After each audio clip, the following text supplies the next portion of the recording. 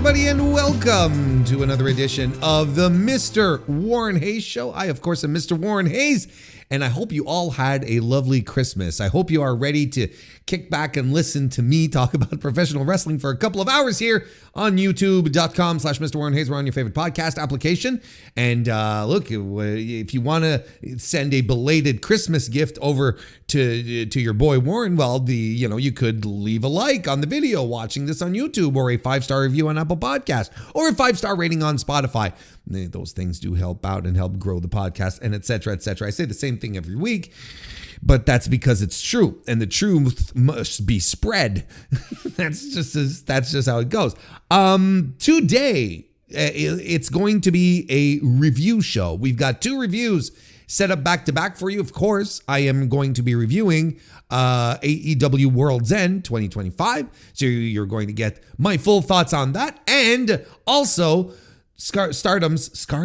That's not the same thing. I don't even think something like Stardom exists, although it would be a really great name for like a deathmatch promotion. Stardom Dream Queen. See, now I segued and I got all messed up.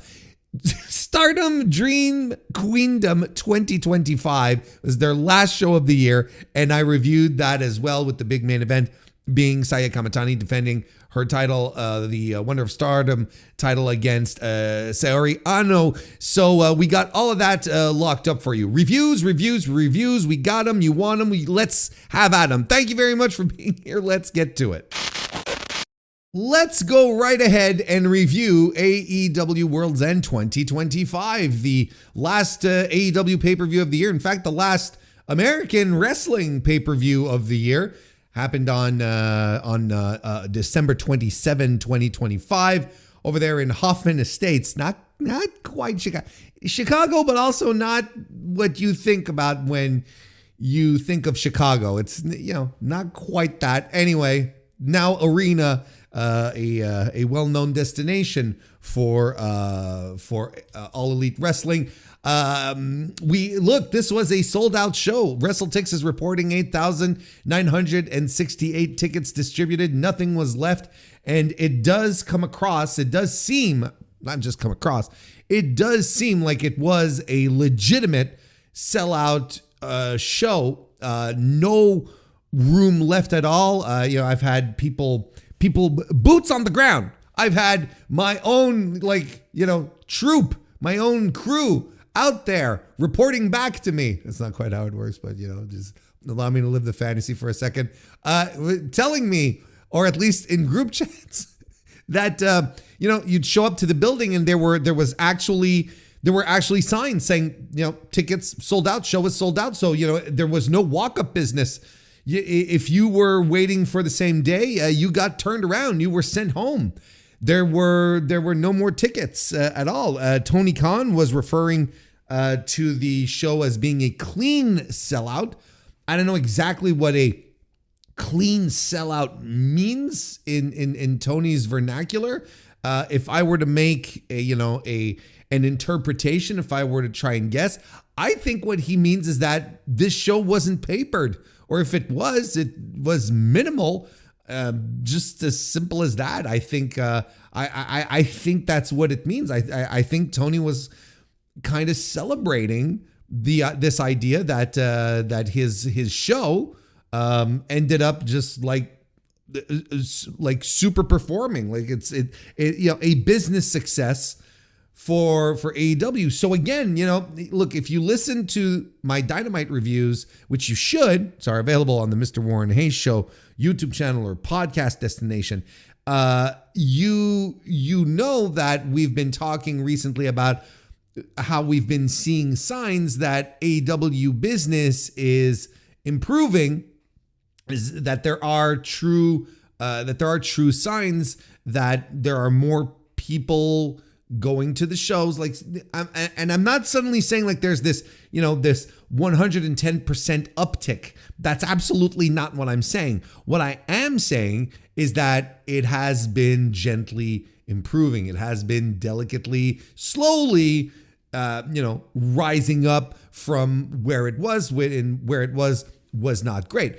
So now that we're this is a very good, what I'm trying to say here is that this attendance is a very good indicator that there is an improved level of demand, and at the very least, what was programmed on this show got the ticket buying audience's attention, and they were ready to go. They were just like they were absolutely ready to shell out tickets and go there to see the show live. Continental Classic, I would absolutely put that in the win column. I think just from my own observations and whatnot, I would say, because of course, what else can I really, not based on everyone else's observations. It's my own. It's my review. It's my podcast. It's my thing.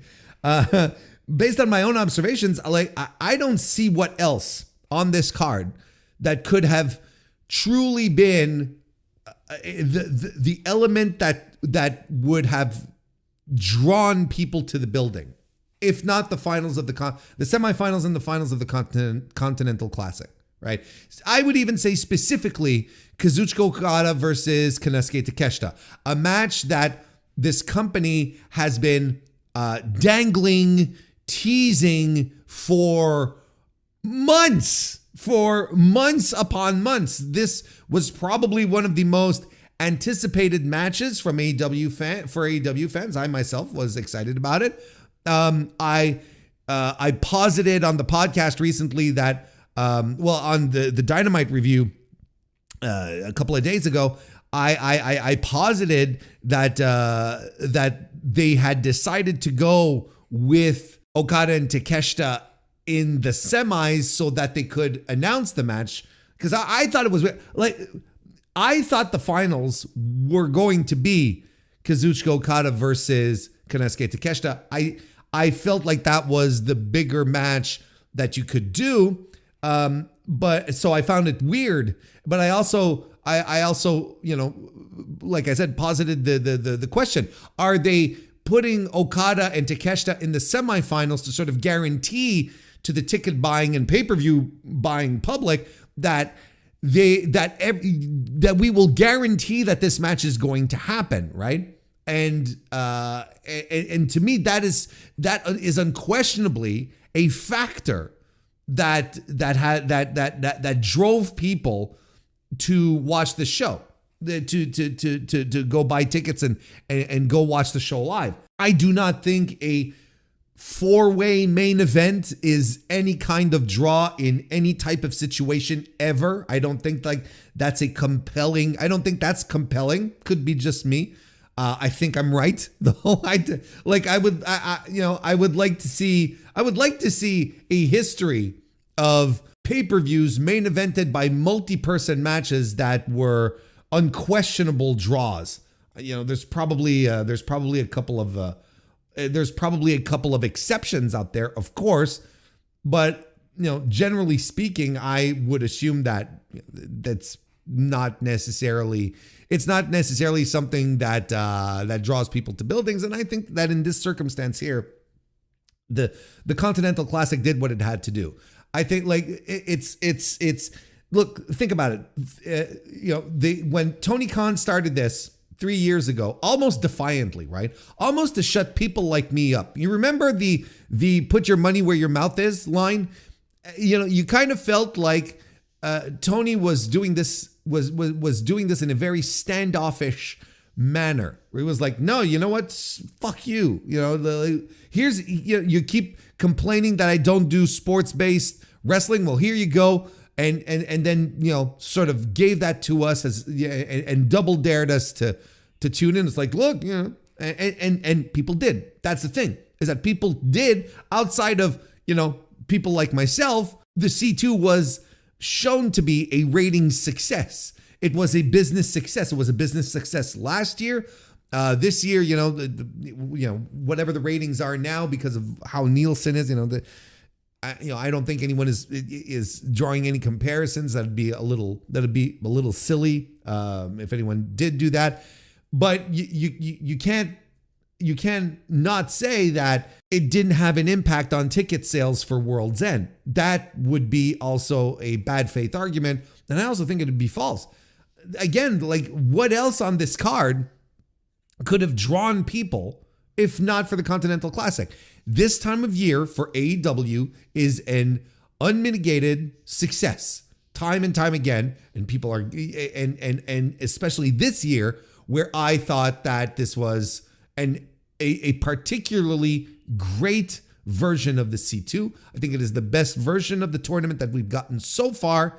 And it was close to being perfect, but then AEW had to get into its own way. Anyway, we'll talk about that in a little bit. We're still talking about the business side of it, not necessarily the creative or the outcomes. It was tremendous. It was excellent, and I think to me there's not much. There's not much of a surprise here that the show drew so well. Like I'm not particularly shocked that the show just like drew so well. The C2 has been excellent, and again just continues to sort of hammer home a point that I think wrestling fans just like to watch wrestling. Color me, quirky, but time and time again we're shown that wrestling fans, seem to really want to watch pro wrestling as opposed to, other stuff, the more sports entertaining things. You create a tournament upon the promise that there's going to be no nonsense, that's going to be straight up professional wrestling. And guess what? People are into that, and they got into it. I thought they did a fantastic job telling different types of stories in the C2. And look, we're gonna talk about those final ones here in a second or two, because we're going to start talking about the show now. Warren, what did you think of the show? Did you think this, how good did you think this show was? I thought it was good. I thought it was a good AEW pay-per-view. So ultimately that would be a show that falls under expectations.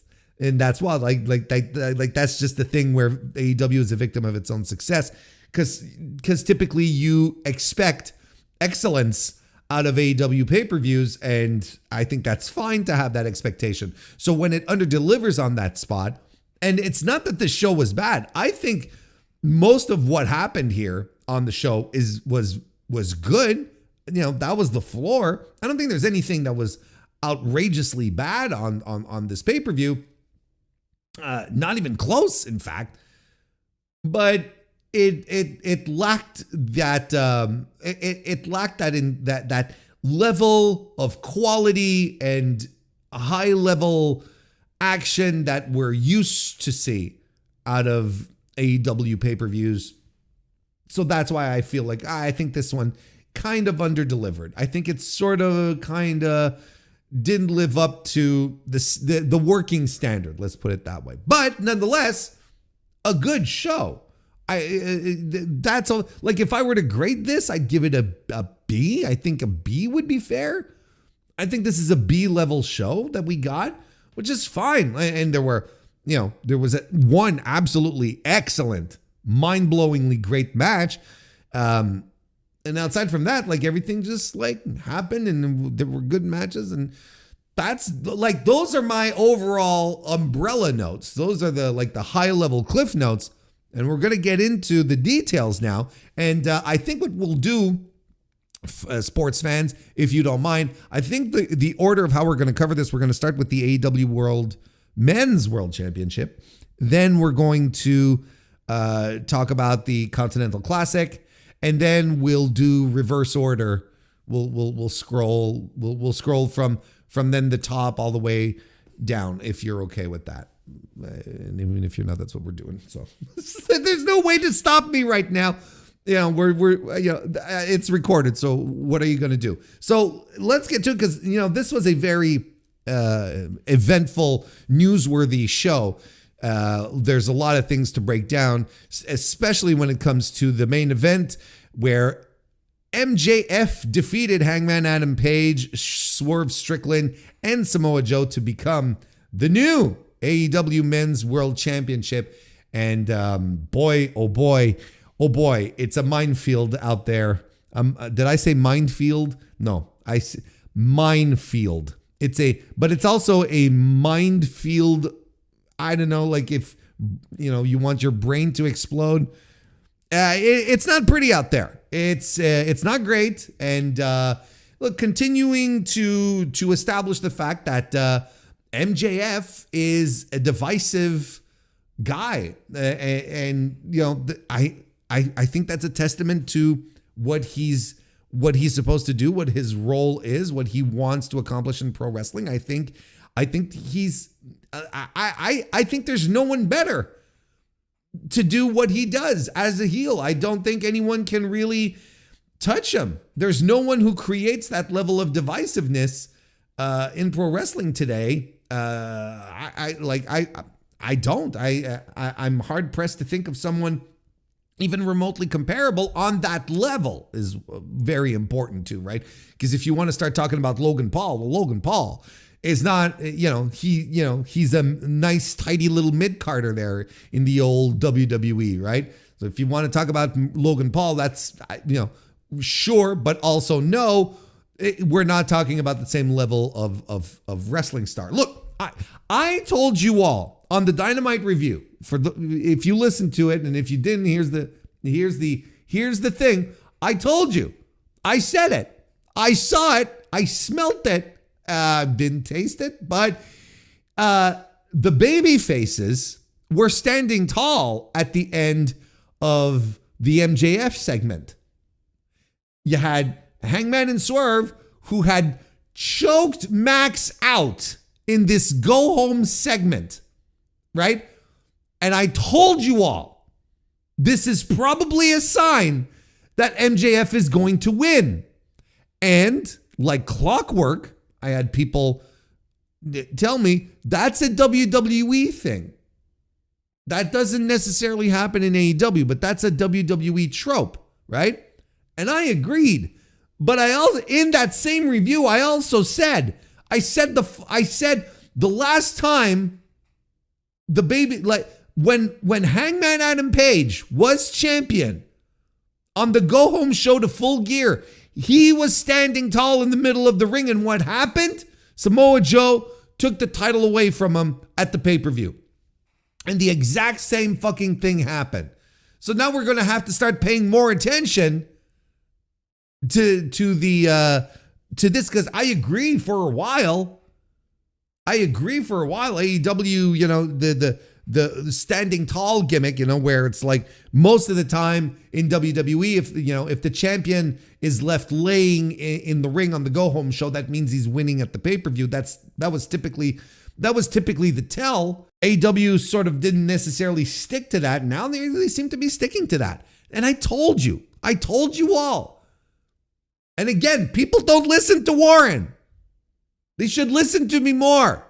People should come walk up to me, shake my hand, said, once again, Warren Hayes, your instincts were spot on. Your irrepressible understanding of professional wrestling has guided us down the correct path once again. Thank you, Warren. Thank you for your service. But that doesn't happen.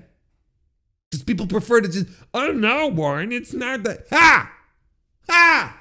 I say, ha! Nonetheless, thank you for allowing me this very slight and this very slight victory lap on something that I really shouldn't be victory lapping regardless. It's such a it's so basic, but fun nonetheless. So that's the result. That's what happened. And look, I'm going to tell you, I think MJF winning the world title is the most interesting outcome out of all four of those guys that were in that ring. And is it a controversial statement? Maybe to some, not to me. I think it's the most interesting outcome. And there are reasons why, a lot of people are probably like fuming right now. And look, I've said it before and I'll say it again. I cannot change what anyone thinks about MJF, right? I cannot. If you are one of these people who just like absolutely loathes Max and feels it in their insides, right? I don't want to argue with you. There's no point, because there's nothing that I can say that will change your mind, okay? Because out there right now, there are people who are absolutely unhinged and completely unreasonable in their approach to MJF. And it is fascinating to me where you can, on Blue Sky, it is particularly prevalent, you know, where you can post the mildest praise in regards to MJF, like the mildest thing. And like me a couple of weeks ago, or maybe 10 days ago, where I said, I posted on Blue Sky that MJF was the most success. I felt like MJF was the most successful heel in pro wrestling today. And the responses that you get then, oh, so you like misogynists? And it's what? Hang on a second. And it always comes down to the same thing. And it always comes down to the same basic elemental stuff, in that I don't understand why professional wrestlers aren't given the same leeway as an actor does when they're performing a character. You know, it's as if people legitimately believe that Maxwell Jacob Friedman, the man, as opposed to what we see on television, what we see in media in general, that they legitimately believe that he's, you know, some kind of women-hating racist. You know, and it's completely baffling to me where a lot of folks can't connect the dots there and say, well, you know, there is a separation between character and person. You know, whatever we're portraying on television is not necessarily who we are. It can be an extension. It can be an overreach. It can be, you know, we often talk about authenticity in pro wrestling, about how, you know, wrestlers who tap into, you know, what makes them tick is something that always comes across more authentically on television. Max, I think, is just a talented performer who is able to convey things that he may not necessarily adhere to in real life in a way that makes it very, very convincing. You know, like, does everyone, you know, by this logic, see, it's like by this logic, does everyone believe that John Hamm is a misogynist for portraying Dan Draper, right? Why aren't we creating that intersect? Why is the division there?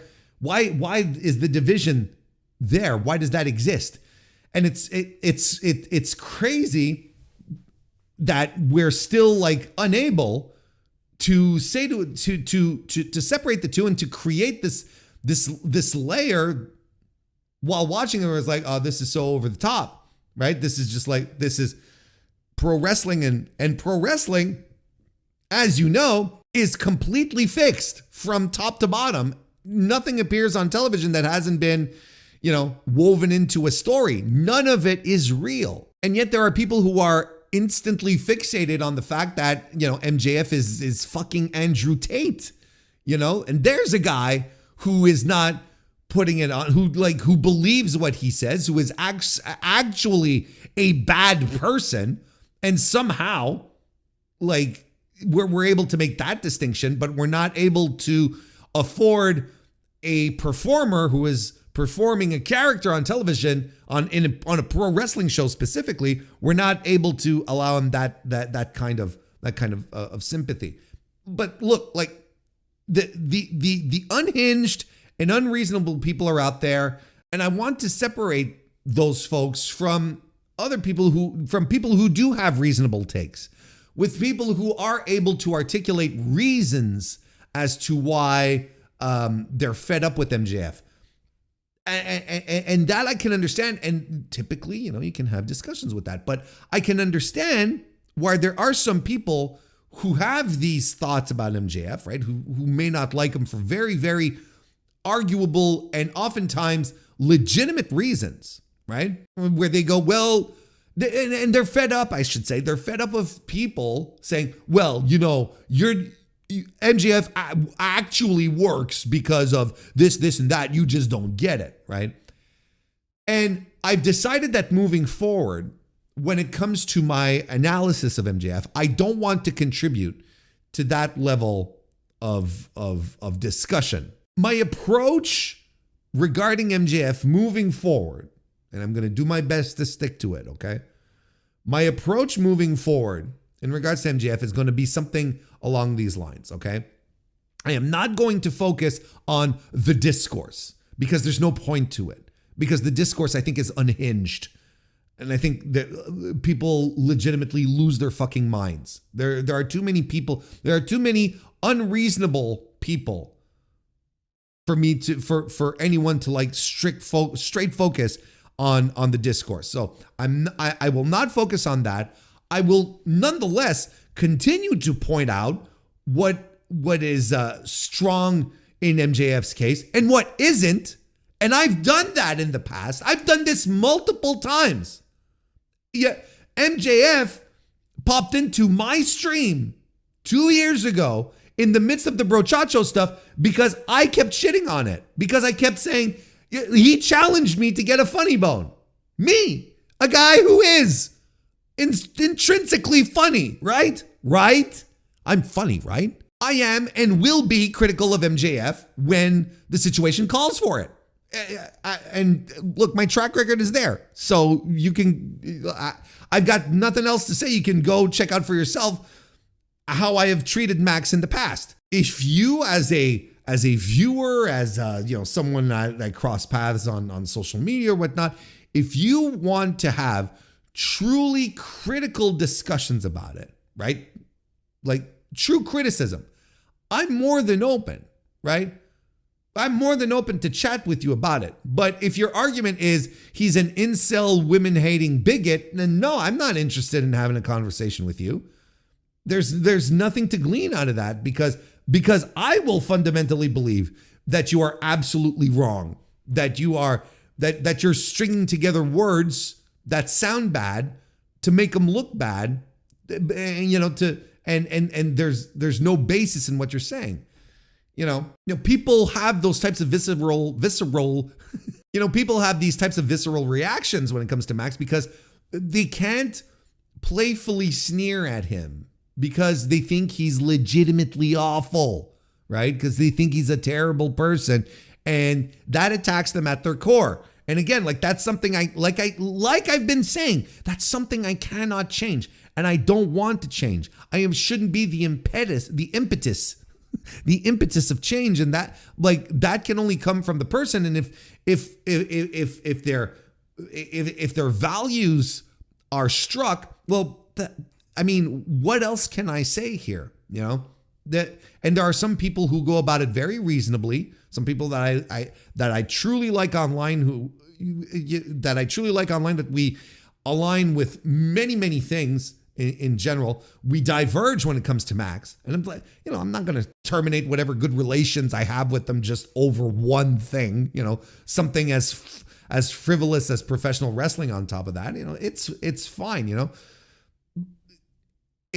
but it's the people who are entrenched in their unreasonable, visceral dislike of Max that I can't talk with. And there's no way to get a discussion going. There's nothing to talk about, right? But that's because I believe, like I said, it's because they can't playfully sneer at him because, I think that 20 years of unopposed professional wrestling by one singular vision, I think it has completely warped the way people see pro wrestling and in particular how heels are treated.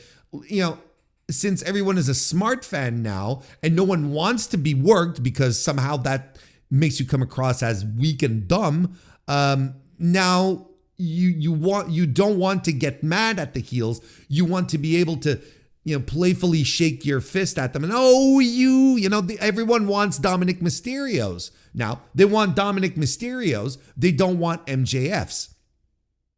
And that's fascinating to me because, I think Max is exactly what a true heel should do. He should make you get truly upset. He should make you want to bring knives to the arena. Don't actually bring knives to the arena. I'm talking about like what used to happen in the territory days, okay? I don't do like, even if you really don't like Max, don't bring any weaponry of any sort to wrestling shows. That's bad, okay? That's inherently bad. Don't do it. But nonetheless, a successful heel should make you fucking upset. He should make you mad. You should want to boo him and curse the earth he walks on. And the way he approaches it, well, he's using modern sensibilities to get his points across. That's all there is to it. He's just a modern heel for modern times. I still think he's the most successful heel in pro wrestling today. And all that being said, again, he is the most interesting person to win the title out of that four-way at World's End, right? AEW, and I'll tell you why now. AEW is babyface heavy. You've got incredible top guys that people really love, but very, very weak on the top heel situation. You put a guy like Max in the situation that people inherently don't like, being the top guy. He's able now to create different stories with the top baby faces of the company with high level stakes that people will be invested in because people will want Hangman Adam Page to beat the piss out of MJF.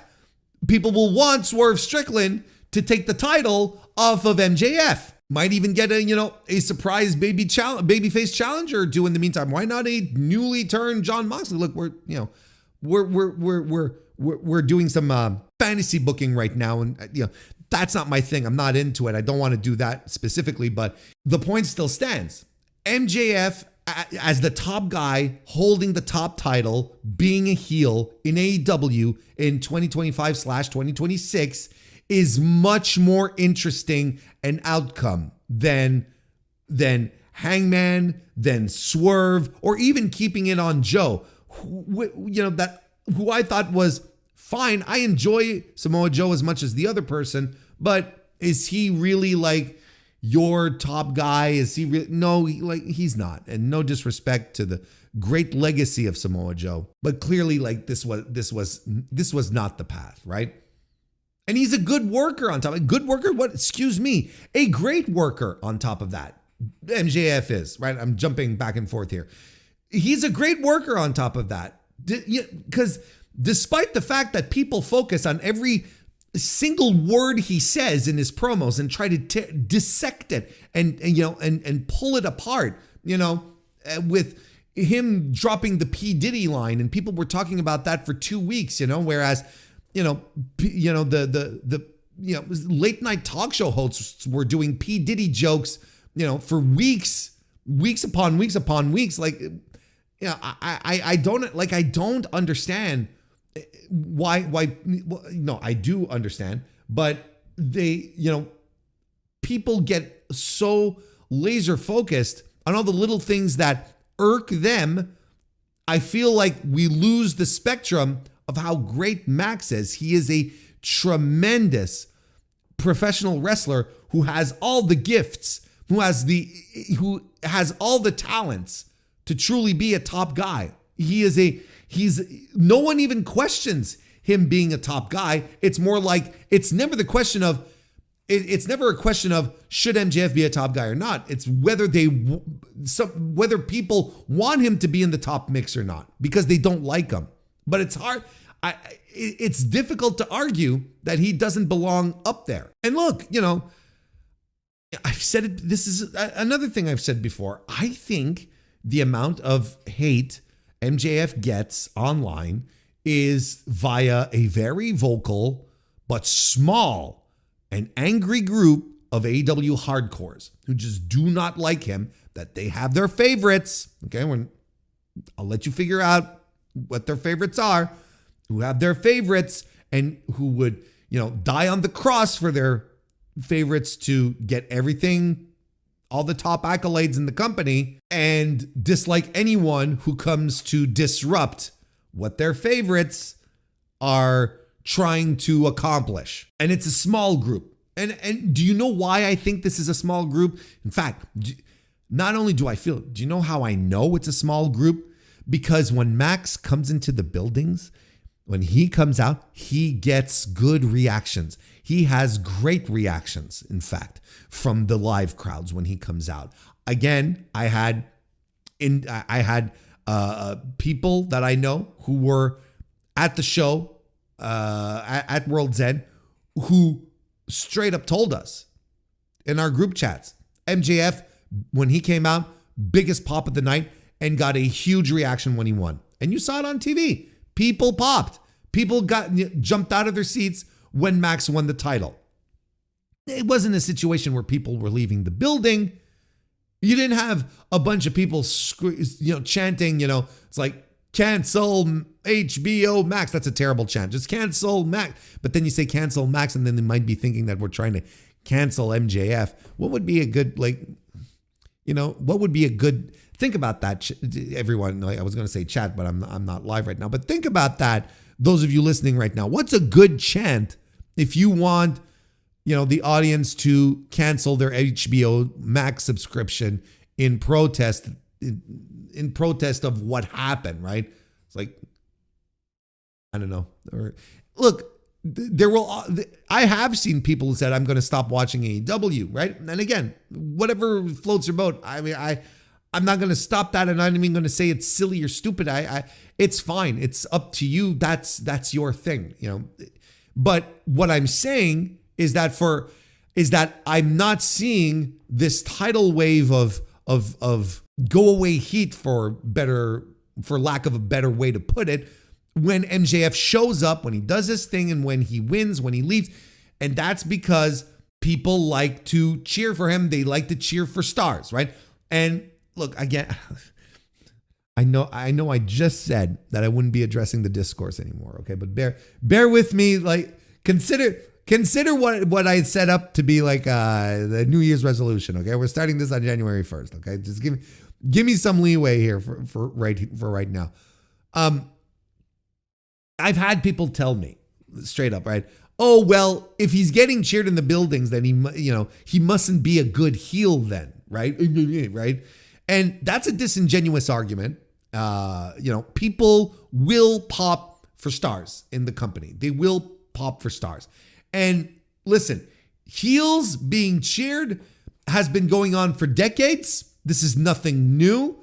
It's one of the things that has irked longtime wrestling fans for years, but it's been going on for decades.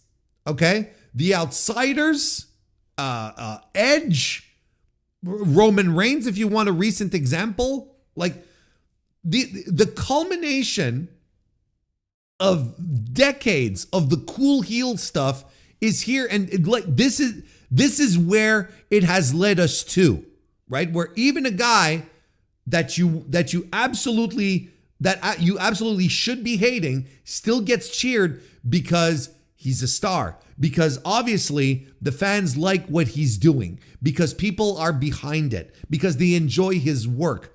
And I think that is the majority of AEW fans. I think the AEW hardcores who are online and are very, very vocal about somehow him being, saying things that you'd hear on an Xbox Live game of Call of Duty, I think those are just very loud, very vocal people who post in the replies of every pro MJF post that's out there. And let me tell you something, as someone who has played on Xbox Live back in the day on the 360, as an adult, don't get me wrong, trust me when I say MJF doesn't even say a fucking fraction of what is said on Xbox Live back in the day. Not even close. Like the stuff that he said, like if you were to make a pie chart, right, about the absolute dregs that are being talked about, the absolute worst shit being said on Xbox Live back in the day versus what MJF says today, MJF's part of the slice would be one of the thinnest fucking slice. You know exactly what I'm talking about. A slice of the pie so thin that you can barely see it, that you have to do, you can't, it's so thin you can't put the number in the slice. It has to be like a little line guiding out of the slide, guiding out of the slice with the 0.01%, right? And if it wasn't for that indicator, you wouldn't even know there was a slice there. That's how fucking thin it is. But anyway, I digress from the point of the heels being cheered. Look, if you're upset about heels getting cheered, well, I want to welcome you to RSPW on Usenet circa 1998. This shit has been going on for decades at this point and has been reinforced by promotions since. It's such a passé, uninteresting argument. Would I prefer that heels didn't want to get cheered? Yes, I guess I would. Yes, I would. But this is where we're at, right? And fans are okay with cheering for heels if they're good stars, if they're top stars, if they're top guys, and because they want to cheer their top stars. What ultimately it is stuff that I've been talking about pretty much for the back end of 2025, is that AEW Hangman won the title, but then everyone else disappeared. All of the top guys in the company, Will, Swerve, MJF, all of the real top guys in the company, they all went poof. They all just disappeared, and AEW has been worse off for it. And now we're finally getting the band back together. The only part that's missing now is Will. And, there's rumors coming around that he might be coming back a lot sooner than a lot of people thought he would. That I don't know about that. I haven't heard anything necessarily. It's just I've heard the same rumors as probably you all have heard. And MJF factors into that equation because people were legitimately thrilled to have him back. Because this promotion needs a guy like MJF. MJF walking out, doing top guy stuff, being in the mix, it feels like AEW. Just like it feels like AEW when Hangman is around doing top guy shit. Just like it feels like AEW when Kenny Omega is around doing shit. Or John Moxley. That's how it feels like AEW. And we're so close, like I said, to getting the band back together with Will showing back up. And look, I don't want to be the guy who is already burying the corpse when, the guy isn't even dead yet. But, the target of Will Ospreay beating MJF at Wembley Stadium later in 2026 is tremendous stuff. It's a great story, and it kind of should be that. We should have, a big time run by Max who just beats everyone, and then you have the hero Will Ospreay who wins the Owen Hart tournament this year to secure his spot at Wembley. I hope they do that again. I like the tie-in of the of Wembley, of the Wembley shot, or at least the all-in shot, World Championship shot being tied into the Owen Hart tournament and add some. I like that they did that last year. Hope they do it again this year. And I think it's great. I think it'll make for some compelling storytelling, and then people will all be doubly excited when Will wins the title. I don't know. Am I the only one who sees this as a perfectly acceptable path that makes so much sense? And then you're like, oh yeah, you know what? Max winning the title and not any of the three other guys does make a lot more sense. And trust me when I tell you, yes, MJF has Tony's ear, and Max may exercise a little more control on some parts of his creative, but Max is not the only guy who has ideas, and everything does end up going through Tony, and Tony does he gives his approval on it or not.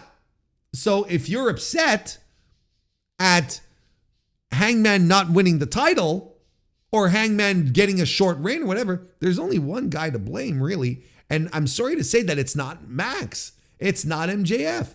There's one guy who's in control of all of this, who's making these decisions, and his name is Tony Khan. And I can tell you with certainty and aplomb, okay? Because we've had this argument when I've told you the exact same thing at the height of the Mercedes Moné stuff, right? There is no one in All Elite Wrestling that is in complete creative control of their character or what they do. That is just a fact. There is no one that has a contractual creative control over what they do. And that's like I said, it is just a fact. So I want you to think about this. If Max comes in and he says, look, I think I have a great idea. Tony, here's my pitch. Have me win the title at the 4-way so then we can have a Wembley match between me and Ospreay and you can build Will to be the hero of the company and so on and so forth. And Tony Khan says, that's a good idea. It's not on Max. It's on Tony. If Tony didn't want that to happen, Tony would go, nah, we'll try something else. And you cannot blame Max, just like you can't blame any pro wrestler who goes up to the boss, rubbing their hands together going, I got a great idea, Tone. Listen to this pitch. And then pitches the idea and Tony turns it down. Or Tony says, we're going to do this another way. Especially, and this is particularly the truth, and this is something else that all of you need to figure out, how to parse this in your brain. But Tony recently was doing interviews and was saying, hey, the creative side of things, I'm in control now. I'm the only guy. I prepare everything. It used to be a lot more collaborative. Now, I'm in control. I give outlines of what I want, and then the peons figure it out. He didn't say peons. That's just me. He says, my staff figures it out. Okay? So again, all of you are going to have to figure out a way to parse that into your brains moving forward, that if there is shit that you don't like that is happening in AEW, there is one man to blame. And it is not Maxwell Jacob Friedman, who is doing what all pro wrestlers do, and that is going up to the boss, pitching ideas, and hoping that the boss will accept the idea. It is Tony Khan. People seem to think that Max has run of the place, and he doesn't. Now, is it his fault that the boss likes his ideas? That the boss sees him as a top guy and pushes him in accordance? That's not Max's fault. Max is doing his best for that to happen. But ultimately the decision lies with one man, and that is Tony Khan. And you're going to have to figure out a way to make that a reality in your brain. Tony even told us. He told us explicitly, I'm in control. I do the whole thing. I create outlines and then they figure it out. And then they come back to me and I approve or send back to the drawing board. Anyway, the things that I am looking forward to is to see how much of Max's presentation is going to have changed. Are we still going to get insecure Max? Is he going to be more confident? Is he going to be able to tighten up his promos? Or is he still going to be lost in 10-minute promos on a weekly basis? When we talk about legitimate criticisms to have about Max, that is a legitimate criticism to have about MJF, because he's so good when he does these small, punchy, angry promos, but a lot of times he gets lost in his own sauce when he's given 10 minutes of the quarter hour to cut his promo. And I will 100% agree with that. So it's time to see how much evolution, how much change that this is something that everyone has been saying. Oh, well, if you were to change, if you were to evolve, we'll see. We'll see what kind of changes are upcoming. I also like the idea that everyone can sort of browbeat him and say, Max, you are the same guy. You're the same insecure kid who started in 2019. We have all grown as people. You are still the same dipshit. And I kind of like that. I like that a lot. I don't know if I want Max to go through this incredible transformation, this incredible moment of personal growth. I don't know. But then again, I'm not part of the group that thinks he's the worst thing to happen in professional wrestling either. Going to see how this all turns out. We've got months of MJF as champion coming up. So we've got more than enough time to see what exactly is going to happen here. And look, we haven't even talked about the match itself. I've been what, like 50 plus minutes talking about Max, and we haven't even touched the match itself. Look, I don't have many thoughts about the match itself. Like, as many of you know, it's a 4-way match that I really don't, it's not my cup of tea. I don't like 4-way matches for titles, especially, your main world championships. I think, I think it stinks. But it was fine. I will tell you, I kind of saw it coming when Max was constantly being booted out of the ring, that he couldn't do anything, that everyone was constantly kicking him out. I was watching it with Kristen and my oldest son, who's still in town, and we were watching it together, and I said, oh, Max is 100% winning this. I could see it. I was like, these are all signs he is 100% winning this, because he's not getting any offense in. They're preparing something. He's going to get a sneak win here. I think the most interesting part of the match really was when Hangman and Swerve fought. I mean, it was little bursts, but it was cool. It was interesting. Reminded you how much chemistry these two have in the ring. And I even said it on the Dynamite review. I don't want these guys to be pals or allies. I want them to hate each other's guts again. It's so much more interesting. And the potential for their matches to be better on that front is so much more alluring than them being pals or allies. But I get it. Look, I also understand why they're doing this, why they're creating this alliance, and that it'll probably be the same until Will comes back. Where you have the triumvirate, the top three guys, the Justice League trio, right? With Superman, Batman, Wonder Woman.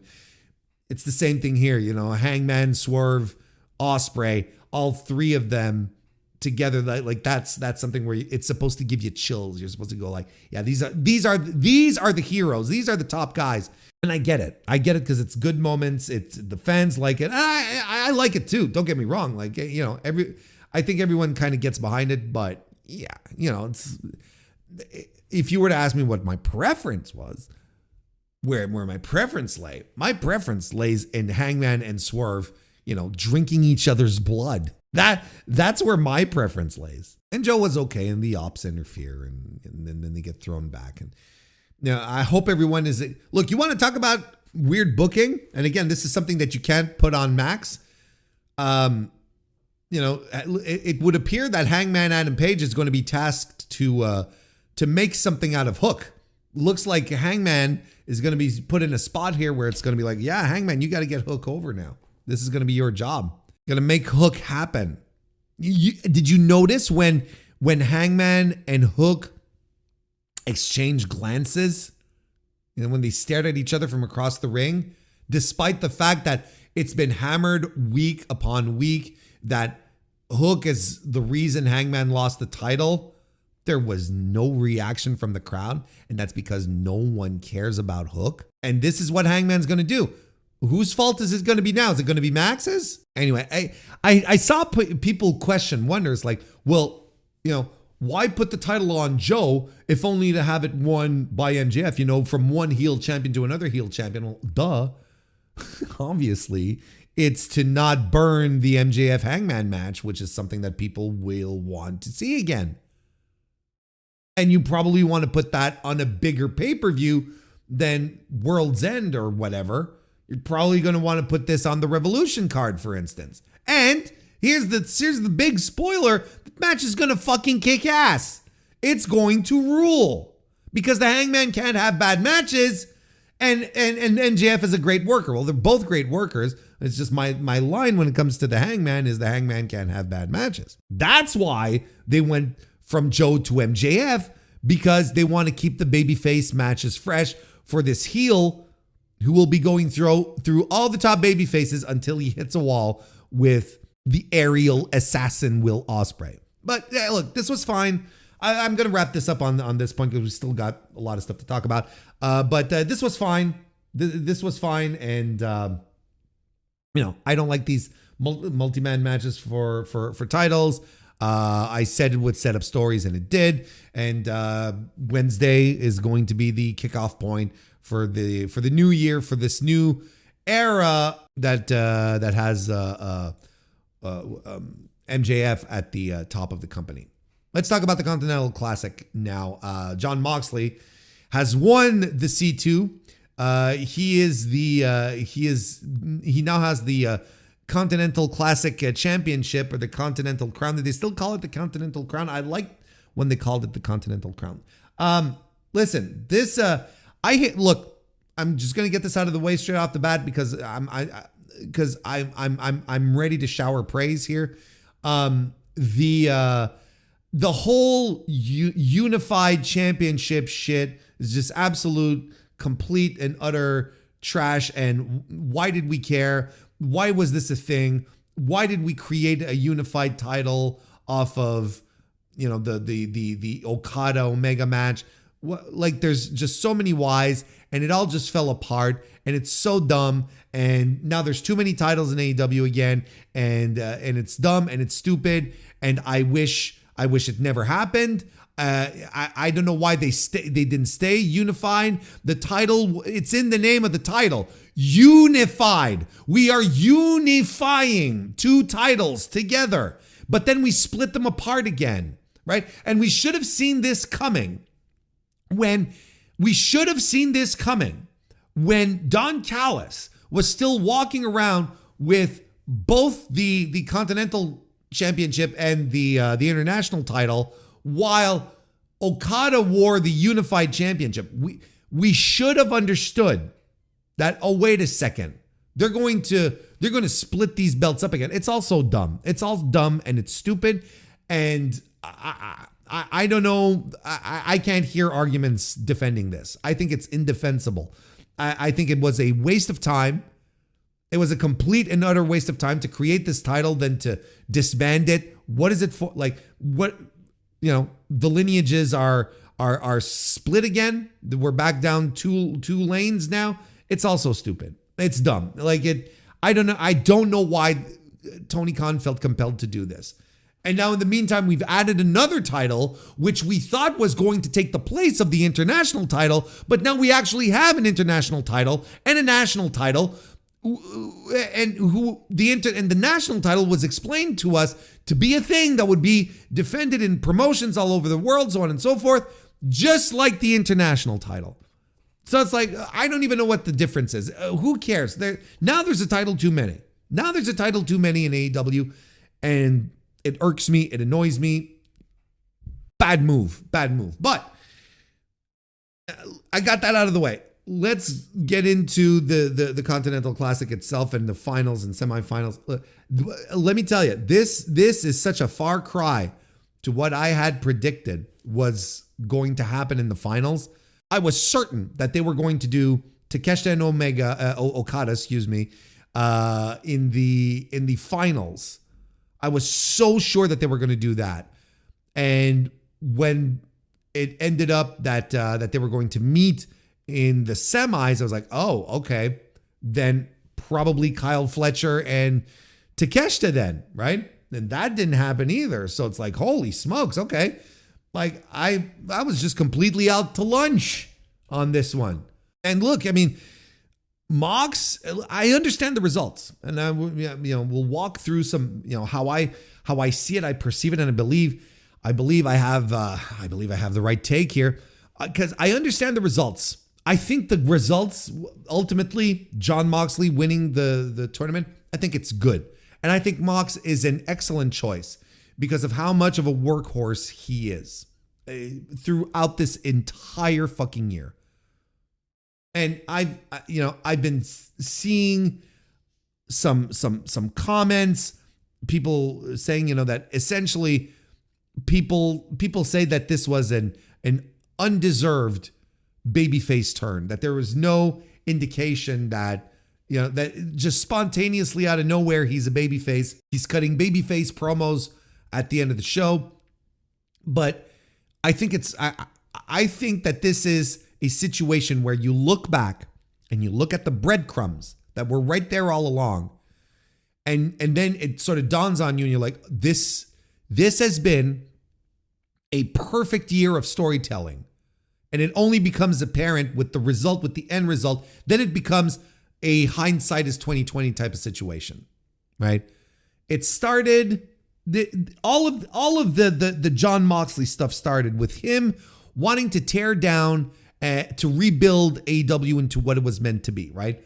Something that from the get-go, I was like, how does this make him a heel? It's like, I too, John, want you to remake AEW in your image. Like I am 100% okay with this. So, everything starts off with him wanting to do that, right? And he starts to work towards that goal by cheating, by depending on the Death Riders to help him achieve victories. This has been a target, a thing for weeks now, for months at this point, that people pointing out that Jon Moxley can't win matches without Death Rider help. He realizes that he himself realizes, I can't do this without help. What does that say about me? Right? And then he hits rock bottom because even in situations where he has help, he can't do it. He hits rock bottom when he loses against lower mid-carder Kyle O'Reilly. And then the C2 by extension becomes his proving ground. It becomes the place in which he has to prove to himself that he still has the stuff, right? This is where we, the headcanon of the Death Riders turning on Mox starts to begin, right? Like, oh, they're all going to turn on him because he's not winning matches anymore and so on and so forth. But he wants to see if he can do it. He wants to get in that tournament, and he said it in multiple promos throughout the C2 that, this is where he gets to see if the heart of AEW still beats, if the place that he believed in, that he gave himself to, is still there. And by extension, is he still involved? Is he still a part of it? Can he still live up to the expectations? And he finally finishes the tournament having overcome adversity, injury, weakness, fulfilling the promise that he made to himself, to AEW, and to AEW fans. And that's why he cuts the promo at the end where he's like, we all did, this he says the title goes to everyone who was in the tournament. It goes to you fans for sticking around and enjoying this. And I'm like, this fucking rules. Now it becomes full circle. Now Mox understands that he was part of the problem, and it took him going back to the roots of what professional wrestling is to find his way again. Now that, folks, that is long-term storytelling. And long-term storytelling that doesn't hammer you over the head with the details, with the beats, making sure, hey, did you notice this? You had to be watching, you had to be paying attention, you had to be listening to the promos. Weren't just empty words. Mox was feeding you the story the whole time. That's what I'm saying. It's a hindsight is 2020 situation. Then now you realize just how really good of a story this all has been, and how it all makes sense, and how this it has been a slow babyface turn, because there was a point where I was watching the C2, listening to Mox cut his promos, and I'm like, but I agree with everything he's saying. I want to cheer for Jon Moxley now because everything he says is absolutely true. And he's going out there and he's killing. He's having a great tournament. He's having a great year. And he's had a great year. And it's capping off with a great accomplishment. A great way to punctuate this great year. And to think there were people 12 months ago who were demanding that this guy return to WWE. You know who you are. There were people 12 months ago who were demanding that that were stating first and foremost that he was washed and that he should go back to WWE. This man who has been an ace for this company, a dependable backbone of AEW, the guy that the company would always turn to in case of emergency, whatever shitty situation AEW found itself in, they could always count on Jon Moxley. And on top of that, unwavering workhorse, a guy who preaches by what he does more than what he says, a guy who clearly loves the place he works at, and a place that just happens to be the only place that will allow him to do what he does in the way he does it and entertain us along the way. You wanted this man gone. You know who you are. What has this shown? It has shown once again, like I have also said multiple times, you never bet against Jon Moxley. I didn't during the worst parts of the Death Riders, because I'm not trying to retcon the situation here. The Death Riders stuff for months was awful. And I'm not trying to change that. I'm not sitting here with, well, it was actually good. No, it really wasn't. But I was not ready to throw Jon Moxley out with the bathwater. I'll tell you that. You never heard me say that. And I didn't discount Mox even during that terrible IWGP World Championship run. And now more than ever, if there was ever a moment for you to realize that this is the lesson you have to learn, never, ever bet against Jon Moxley. And I know a lot of the cope now is that, well, Moxley was bad because he was saddled with Adam Copeland, and no pun intended, right? But that is retconning. That's retconning. The Death Riders were bad. And a lot of you couldn't see past the Death Riders stinking. Again, I say a lot of you.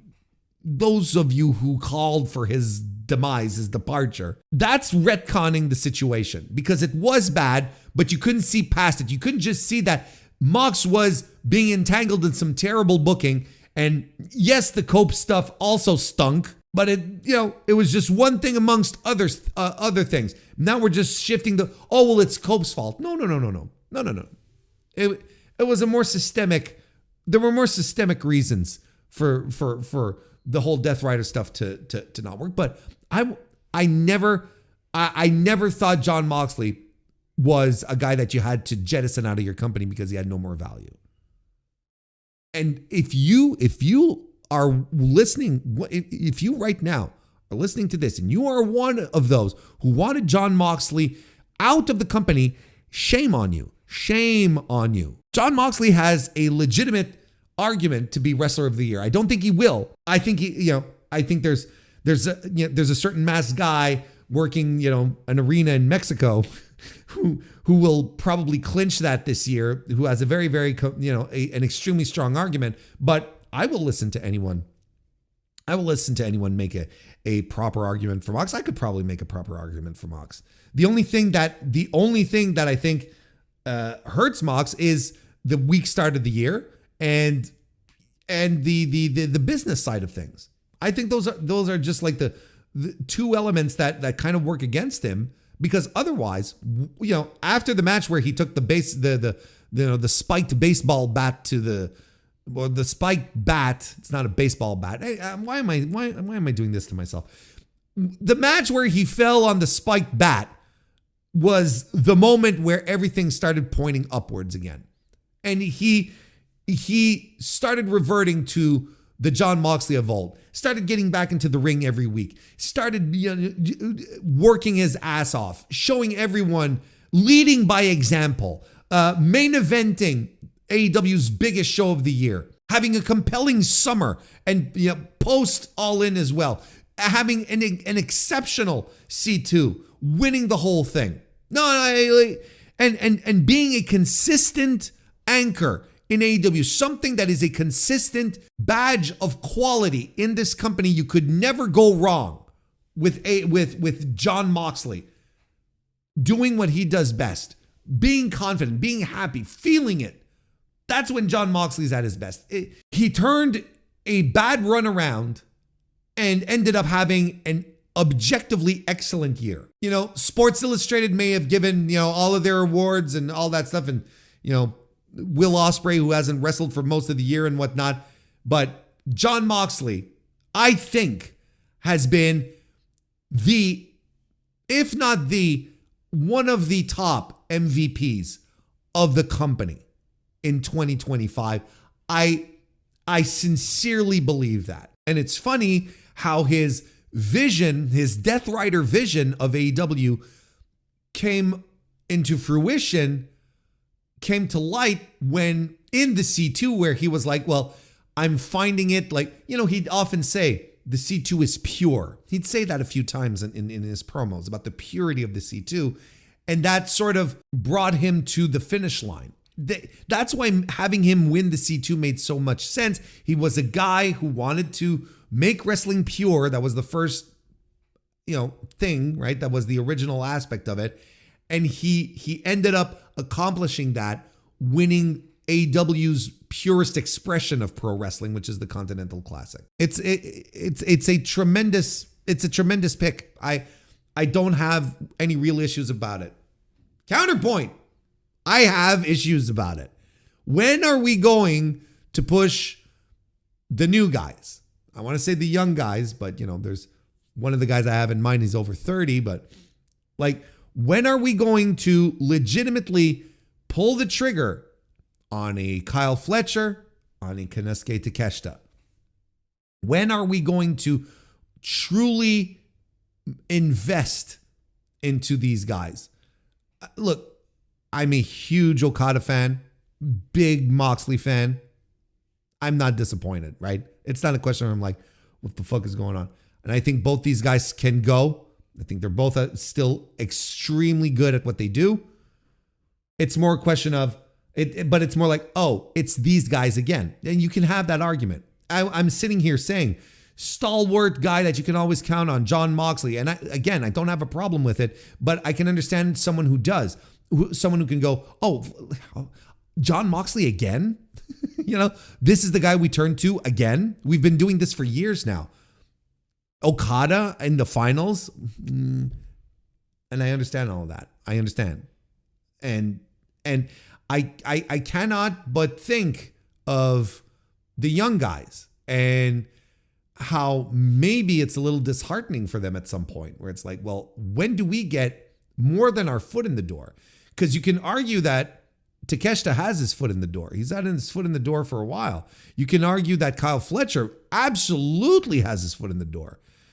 But when can they actually cross the threshold? When can they fully open? When does the whole body cross the door and come into that room? There's that point too, where there's going to be that point where you're going to want these guys to shine and truly become the wrestlers that a lot of us see what they are. And we're talking about these guys, but what about Daniel Garcia, who is exactly, look, I've talked about this multiple times. Ever since he re-signed to AEW, he's been exactly in the same spot he's been before signing. He's still talented, he's still fine, but he's now, again, he's just a guy in a unit instead of capitalizing off of an excellent story they could tell in the C2, where, he falls short a couple of years, but then this 1 year, he's not falling short, and he's fighting Okada in the finals, and he wins. You know, kind of like what I was saying on the Dynamite review when we were sort of giving a bit of a recap of the C2. And it's like, where are the guys? You know, particularly when it came to the Gold League that had the big blob of 6 points. It's like, why has this not been booked for people to stick out, to stand out, to be like, oh, fuck yeah, this is a guy we need to follow. This is the company saying, this is someone that we see a future in, and you got to keep your eye on this dude here. Why aren't we doing that? Anyway, I think it's an interesting counterpoint to bring up, and I think it's a completely valid point. And you know, like most promotions in 2025, I don't have a reason as to why, you know, we're not pushing the younger talent in especially in some places that would desperately need the fresh air. Anyway, let's talk about the matches, the C2 matches, the semifinals. Kazuchika Okada defeating Konosuke Takeshita. Look, you probably already know how I feel about this match, the finish specifically. You probably know that I hate it. You probably know that I think it's a shit finish. Probably figured that you probably already know that I think it's an unfortunate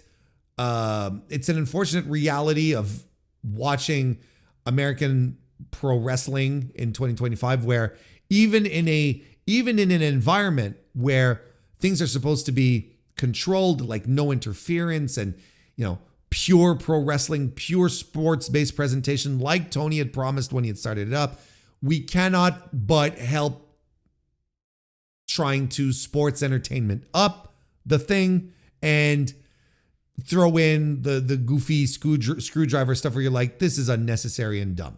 And look, I posted it on Blue Sky, and again, like, people coming in and creating headcanon around it. Oh, well, this is probably to do this, and that. And like, you're creating stuff stuff that's not there to justify this. And a lot of the stuff that they were bringing up, such as, well, you know, by doing this, Takeshita is going to probably want his pound of flesh. And, you know, this probably will set up another series of matches. And I'm like, you could have done that without the goofy screwdriver. Because the whole thing with these two guys, Okada and Takeshita, right? The match that everyone was really excited to see and that they put in the semifinals to announce the match so that people would see that the match is actually happening and that they would go out and buy a ticket or buy the pay-per-view. The thing between these two guys is that their feud has always been just about being alpha males, just about being egos, having big egos is what I meant. That's the basis of their feud. It's not anything like, oh, you know, this guy stole my hat, or, you know, Don likes him more than I do. It's nothing like that. It's just they both just cannot occupy the same space. This town ain't big enough for the two of us, essentially. So whatever outcome that you perceive coming out of, you know, Takeshita being hit in the forehead with the screwdriver, it could have been achieved on the basis of the feud regardless, where Takeshita could have been just like, you know what, fuck you, I want a rematch. And Okada going, no, bitch, you are not getting a rematch, you know. Hey, whatever. You're just creating headcanon to justify a bad finish. This was a bad finish. And it's not just the screwdriver. It's the whole thing. Because the referee wasn't even fucking distracted. They completely messed up the finish. The referee wasn't even watching what was going on. He was keeping himself distracted because he knew he had to be distracted so that he wouldn't see the shot. And you look in the back, you rewatch the footage, and you can see Paul Turner in the background, like walking around the back of the ring, you know, just looking outside the ring. And you're like, what the fuck is he doing as the referee? So it's all utter bullshit. And you could tell by the reaction that the crowd had, but they didn't like it either. Oh, it's great heel heat, Warren.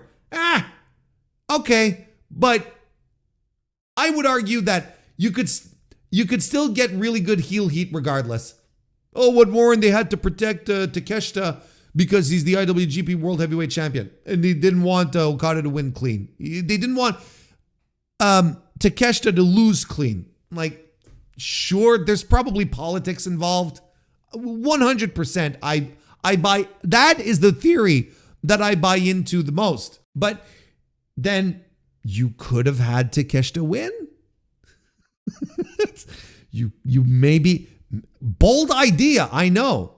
But then it like, you could like have Takeshita win, and in the meantime, the sanctity of your tournament is preserved.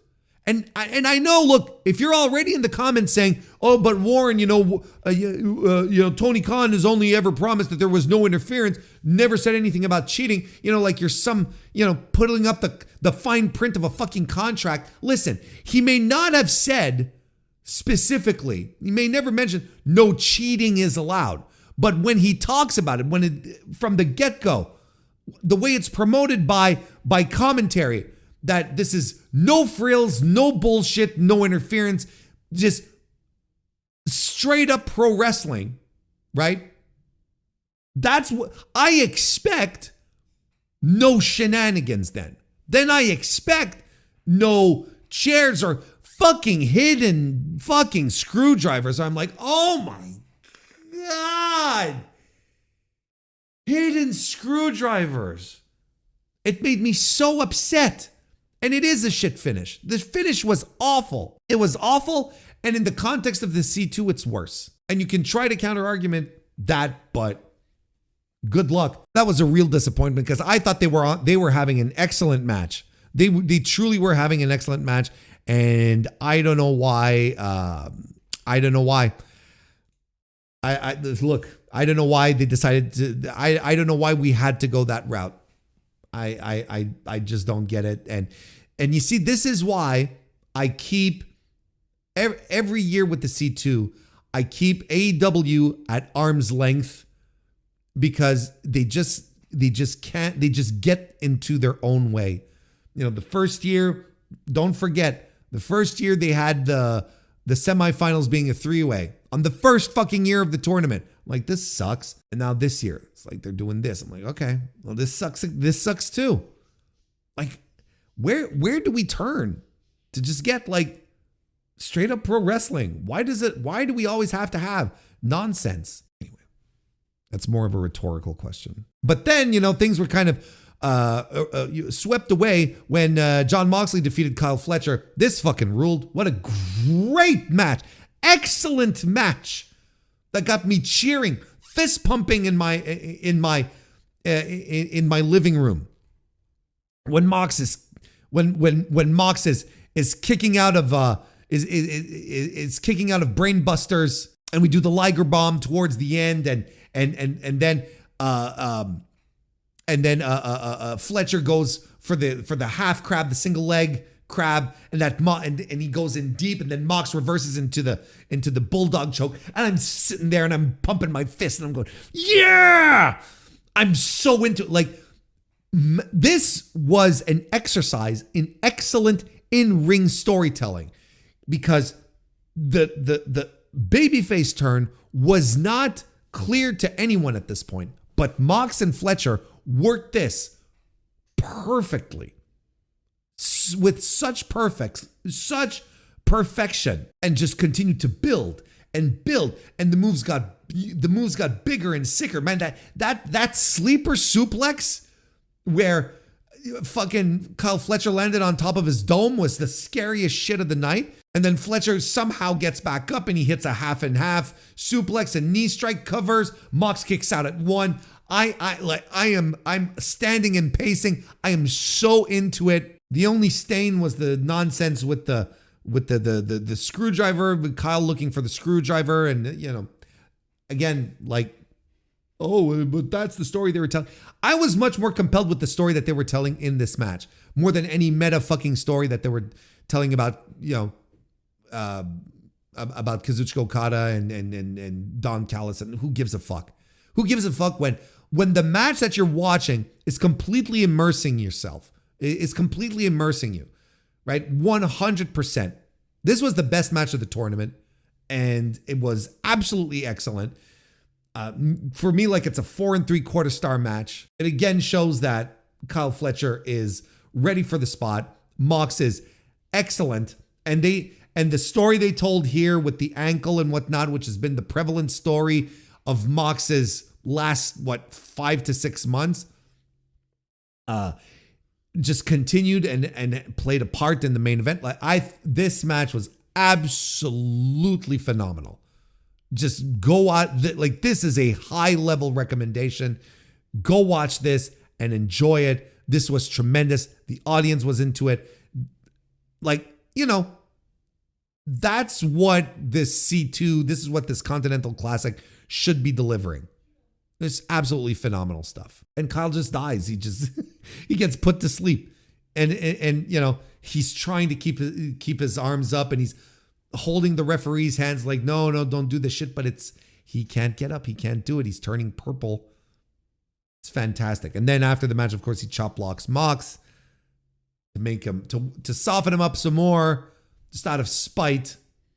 It's such good stuff. And then we go to the finals, and I gotta say, I thought this match was going to be, I thought Mox and Okada were going to work a more Japanese style match. I thought that they were going to pull out more of a New Japan style fighting spirit type of situation, as opposed to what we got, which felt a lot more, it felt a lot more of a classic dominant heel match where, the heel is in control for the vast majority of the match, exploiting a weakness on the babyface so that the babyface can have the explosive comeback. And I mean, that's what happened, right? Mox's leg was targeted and so on. But I felt like there wasn't any real momentum that was built. And I thought the final sequence was good. When Mox, when they started exchanging elbows and Okada gets the drop kick, and then Okada hits the backslide, lands a Rainmaker. Mox does a paradigm shift, and then Mox hits a Rainmaker of his own. That whole sequence there. I thought that was good, but not enough to really sustain me and be like, okay. I felt like not as a final stretch. I felt like it was a good build to a final stretch. I don't like it. It was missing. It was missing some spark, some momentum, especially after the incredible semifinal that Mox and Fletcher delivered. I felt that this match under-delivered. Not a bad match, but I think it under-delivered. I was sitting with I was watching this with my oldest son, who watches wrestling when he's in town with his dad, and his dad is like, well, I gotta watch wrestling. So then he sits down and he enjoys it, right? Don't get me wrong. He's just not he's the very definition of a casual viewer. And but he's watched enough with me, and he's seen my reactions and whatnot, and we were both excited for Fletcher and Mox. And after the match, he's like, he asked me, is it, Mox Okada, is it me or was it a little disappointing? And I don't blame you. I don't blame you for feeling that, especially after the high velocity match that we got before. Was this just like Okada deciding to not put in the work? I don't know. I don't know.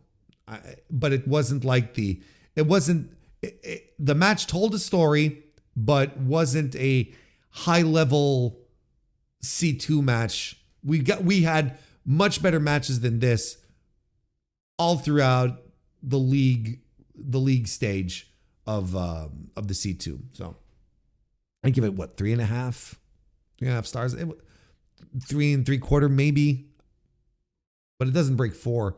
It doesn't break 4 for me. But look, I've said all I had to say about Mox and his victory and how good nonetheless I think it is, and how the babyface turn has gone, basically in his post-match promo, right? Rejecting the personal glory that comes, says that that the title belongs to everyone in the tournament. The wrestlers who work their asses off, the fans who support AEW, my crew here, he says that AEW is the hardest working wrestlers in the world. They give 100% every time. It was truly a rah-rah speech. Proud of the grind, proud of the fans. Great babyface speech. If you ask me, I got no issues with it. So there you go. Those were our top. Those were the most the most significant happenings in the match on the show, I should say. Why don't we then keep going, and we'll talk about the matches we haven't covered in reverse order, starting from the AEW Women's World Championship going down. So Chris Statlander retains her title by defeating Jamie Hayter. You know what I'm starting to see in regards to Chris Statlander matches, and I don't know if it's because the crowds are exhausted. I don't know exactly what it is, but Chris Statlander's pattern of matches, it seems, is the following: great matches, strong, well executed, but lack momentum, lack energy, lack that next level, a next gear. There's a hump that her matches can't get over, despite them being like extremely sound and really good. And it's not that the audience, I don't think the audience in this circumstance was exhausted and didn't want to cheer when there were exciting things happening. And quite frankly, they happened mostly when Jamie Hayter was doing some explosive stuff. They were into it. They were ready to cheer. There's just something that is not quite clicking with the audiences in Statlander's World Championship matches. I don't have the foresight right now to tell you what it is, but there's something that is just not clicking, despite the fact that her matches are great. She's a great pro wrestler. I don't think anyone was doubting that she wouldn't have. I don't think anyone was doubting the fact that she would have great matches.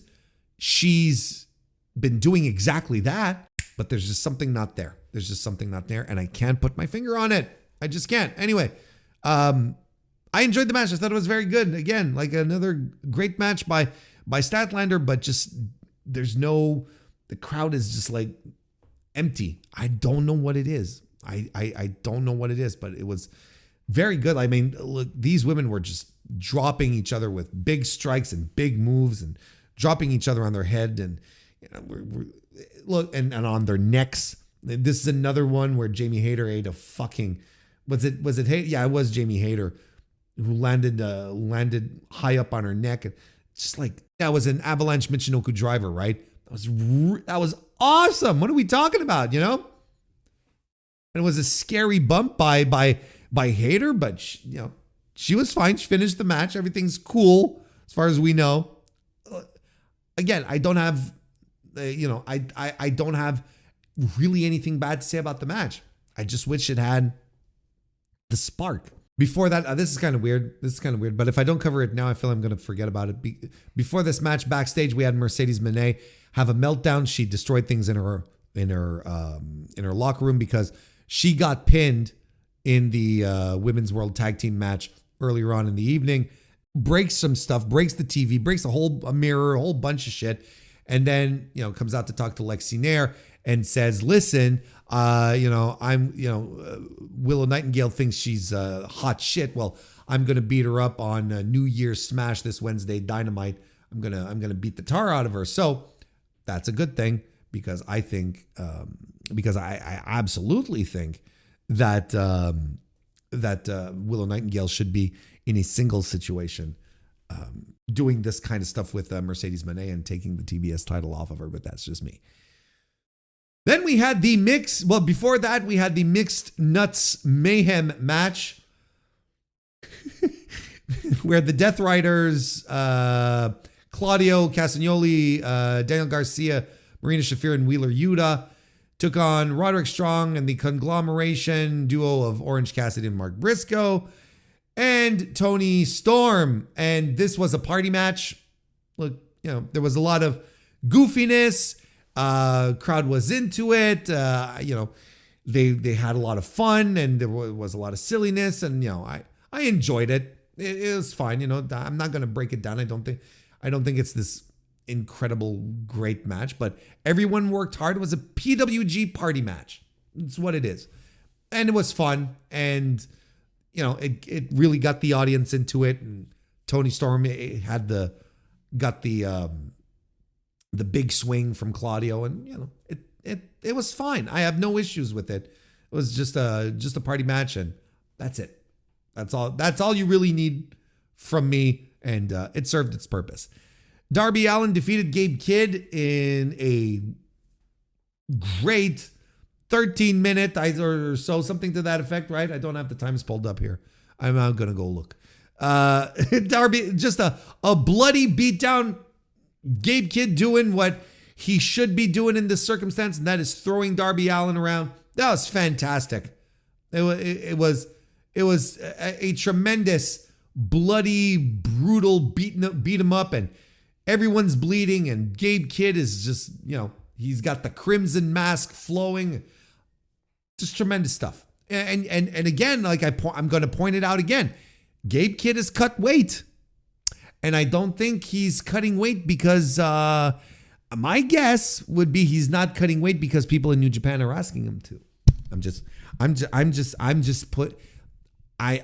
Look, I'm not saying that this is the case. I don't know anything about what Gabe Kidd is going to be doing for the rest of his career, but you know, there's a lot of talk recently about Dave Finlay. There might be some talk about Gabe Kidd coming up. And again, this is just me supposing. I don't know anything. I'm not reporting. I'm just following my gut feeling, right? A lot of time, y'all should start learning that you need to start listening to Warren more.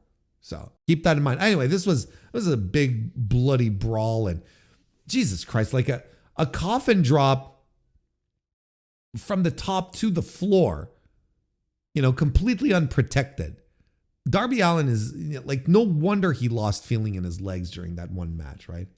Jesus Christ. I enjoyed myself tremendously. That was a lot of fun. Then we had the AEW Women's World Tag Team Championship match that happened, that we just mentioned a couple of minutes ago, where the Babes of Wrath, Harley Cameron and Willow Nightingale, retained their titles by defeating Mercedes Moné and Athena. This was fine. I thought it was a little rough at times. I don't know.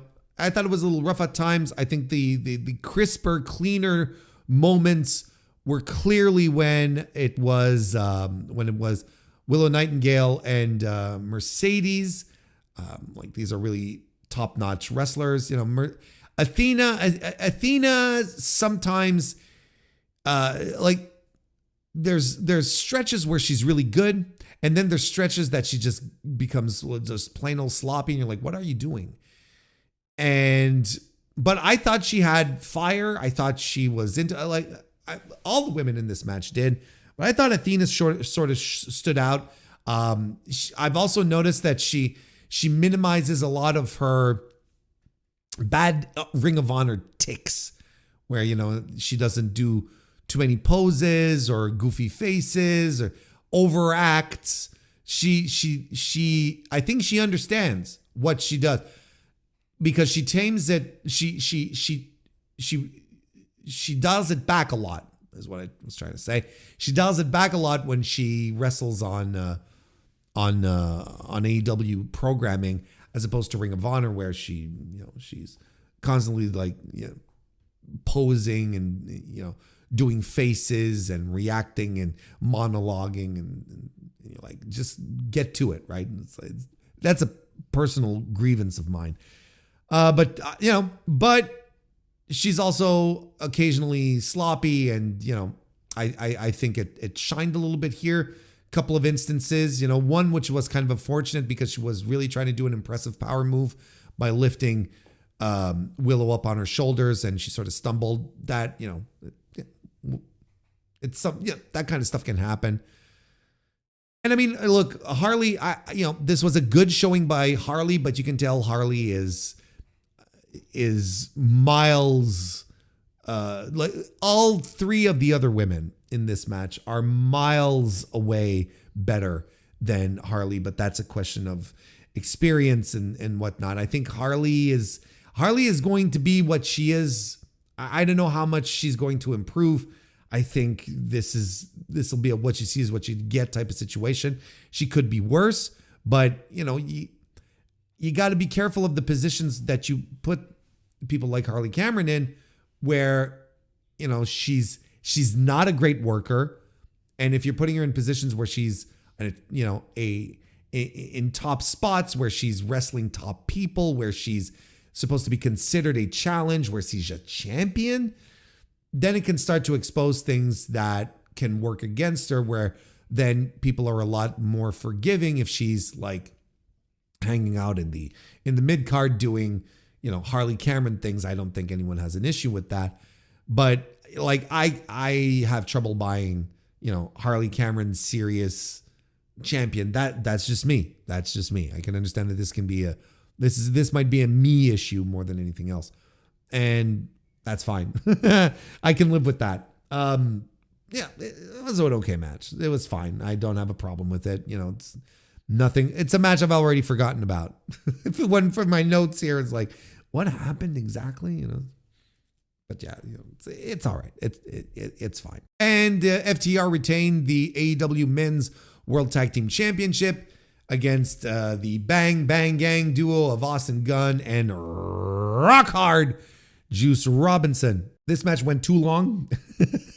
I think a shorter match would have been beneficial, particularly when it comes to the fact that I don't think anyone really bought that Austin Gunn and Juice were going to beat FTR for the title, so that really sort of doesn't help. I think the match should have kind of wrapped up, at that instance where FTR is like hyper focused on Juice's knee, and Dax has Juice in the inverted figure four, and Austin's trying to save him, and Dax goes through a table and whatnot with that insane dive.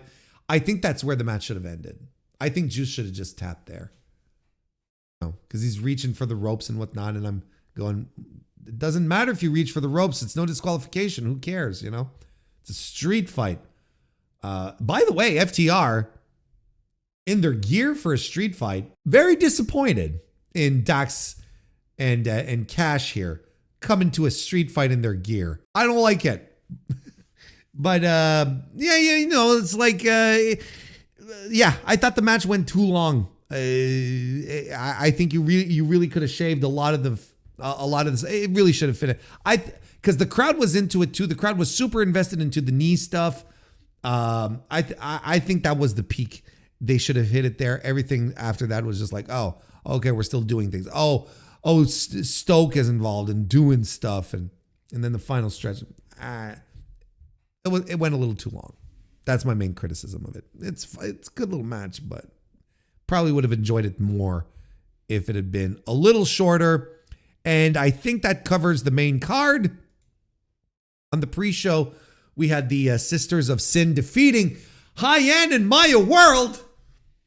Why am I excited? Why am I raising my voice here? Well, because High-End, Maya World, came out again, got a full entrance, matching gear, music, the whole shebang. And at the end of their match, got the graphic saying that they had signed with AEW, that they were now all elite. So I think that officially concludes the bit, where I sit around and make snide comments about how High-End and Maya World are maybe doing things that is not good for their brand, and so on and so forth. Listen, look, I am thrilled about the signing for a couple of reasons. First reason, High-End, she's been doing this for such a long time. Like, this is someone who has been on the indies grinding for such a long fucking time. And I am so stoked that she is finally getting an opportunity with a major league company where she can make a good solid living. She's been, the past, year and a half, 2 years or so, she's been a pillar of Deadlock Pro. I think she did excellent work over there. And she's always been like this type of wrestler where I've wondered, why does no one pick her up? I didn't understand why Hyan just couldn't seem to get a gig with AEW or even WWE back in the day. Like, why is she being passed over? What's the situation? And I started to think, well, in these types of situations, it typically means that the problem, that the wrestler themselves might be the issue. And I'm like, but Hyan's everything I hear about her is she's such a nice person. I'm like, I don't understand. So look, whatever happened here, well, we know what happened here, but I'll get to that. But, I'm happy for her because she's been at this for a long time. And I think she deserves it. We throw around the "you deserve it" stuff quite a bit, sometimes unnecessarily. But I think she has proven that she should be on big time TV, and good for her. And Maya World, well, listen, Maya World is still very, very much a rookie. She's still very green at this. She's been doing this for like 2 years, 3 years tops. She's a prospect, and it's good that AEW got their hands on her. Hopefully, she will be able to continue to grow. Hopefully, that'll be the situation as opposed to having gotten signed too early, because that's also something that can happen sometimes. Hopefully, because I think she's tremendous. I think there's a lot of upside to Maya World. So, good signings on both ends. And then, of course, the other reason that makes me happy is because, it still shows that the pro wrestling business, even though it has gone through so many permutations over the decades, that there's still part of it that is indeed a meritocracy, that you work and you grind for your spot, and then you get like an opportunity, you open the door and you just dive in and you go for it. And if you play your cards right, you will be rewarded. Right?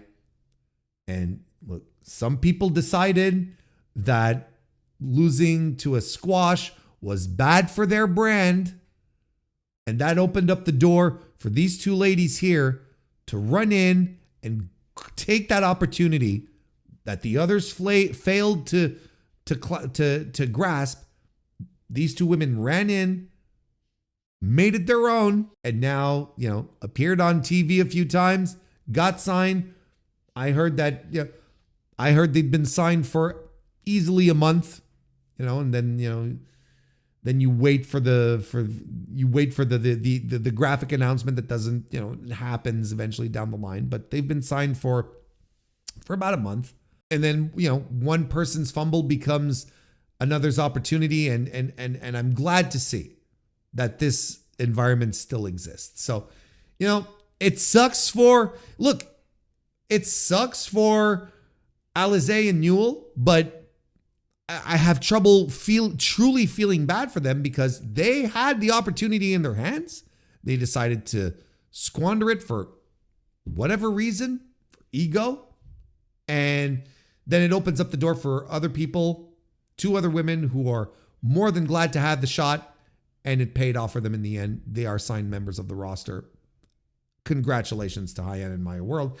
Even though they lost the match, they won the war. I don't know. Something like that. Eddie Kingston defeated Zach Gibson, continuing that little feud. And we also had the big return of Ortiz, where I myself was like, holy shit, that's right, this guy works here.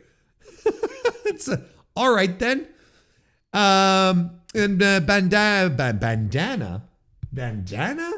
Bandito and Mascara Dorada defeated Mark Davis and Rocky Romero. Putting Rocky in this match was tremendous. Mascara Dorado and Rocky had a great exchange, being, CMLL guys and whatnot.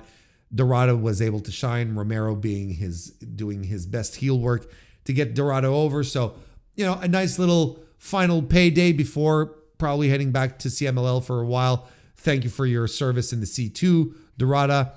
And Bandito is over as crazy. So it is what it is.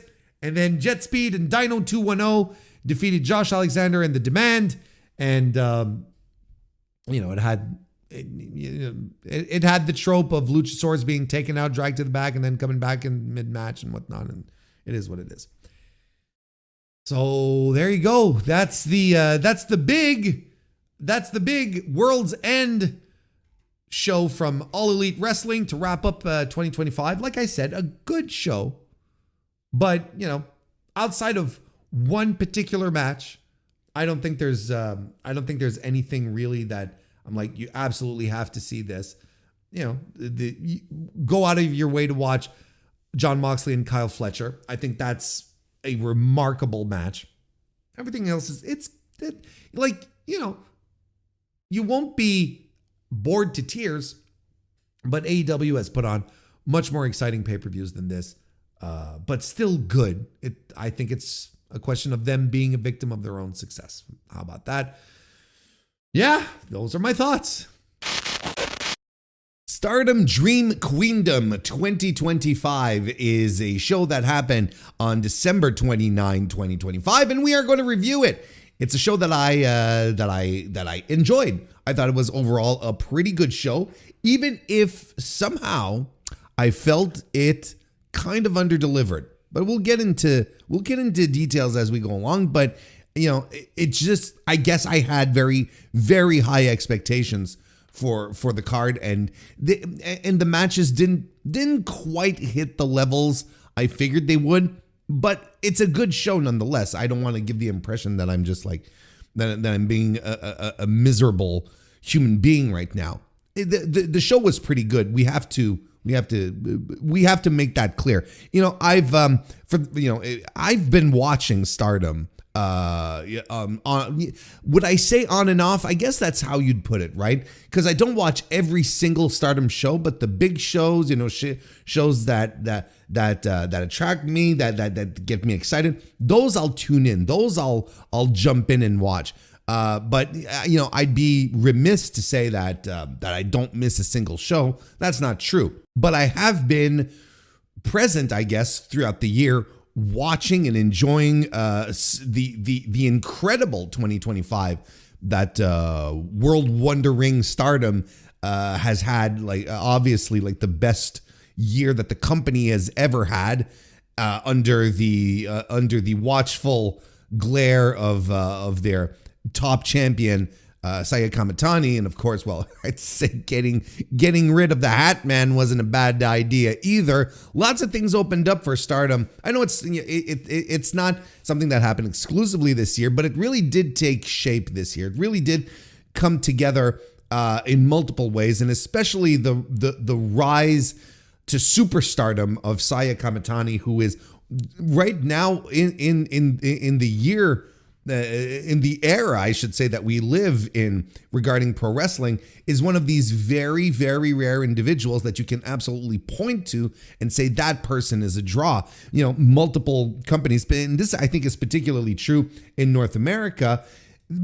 Most wrestling promotions are like ensemble casts now. You can't really it's no longer a question of who's at the top because of their drawing power. It's becoming less and less a question of that. It's more like I use the term, I'll use it again, an ensemble cast.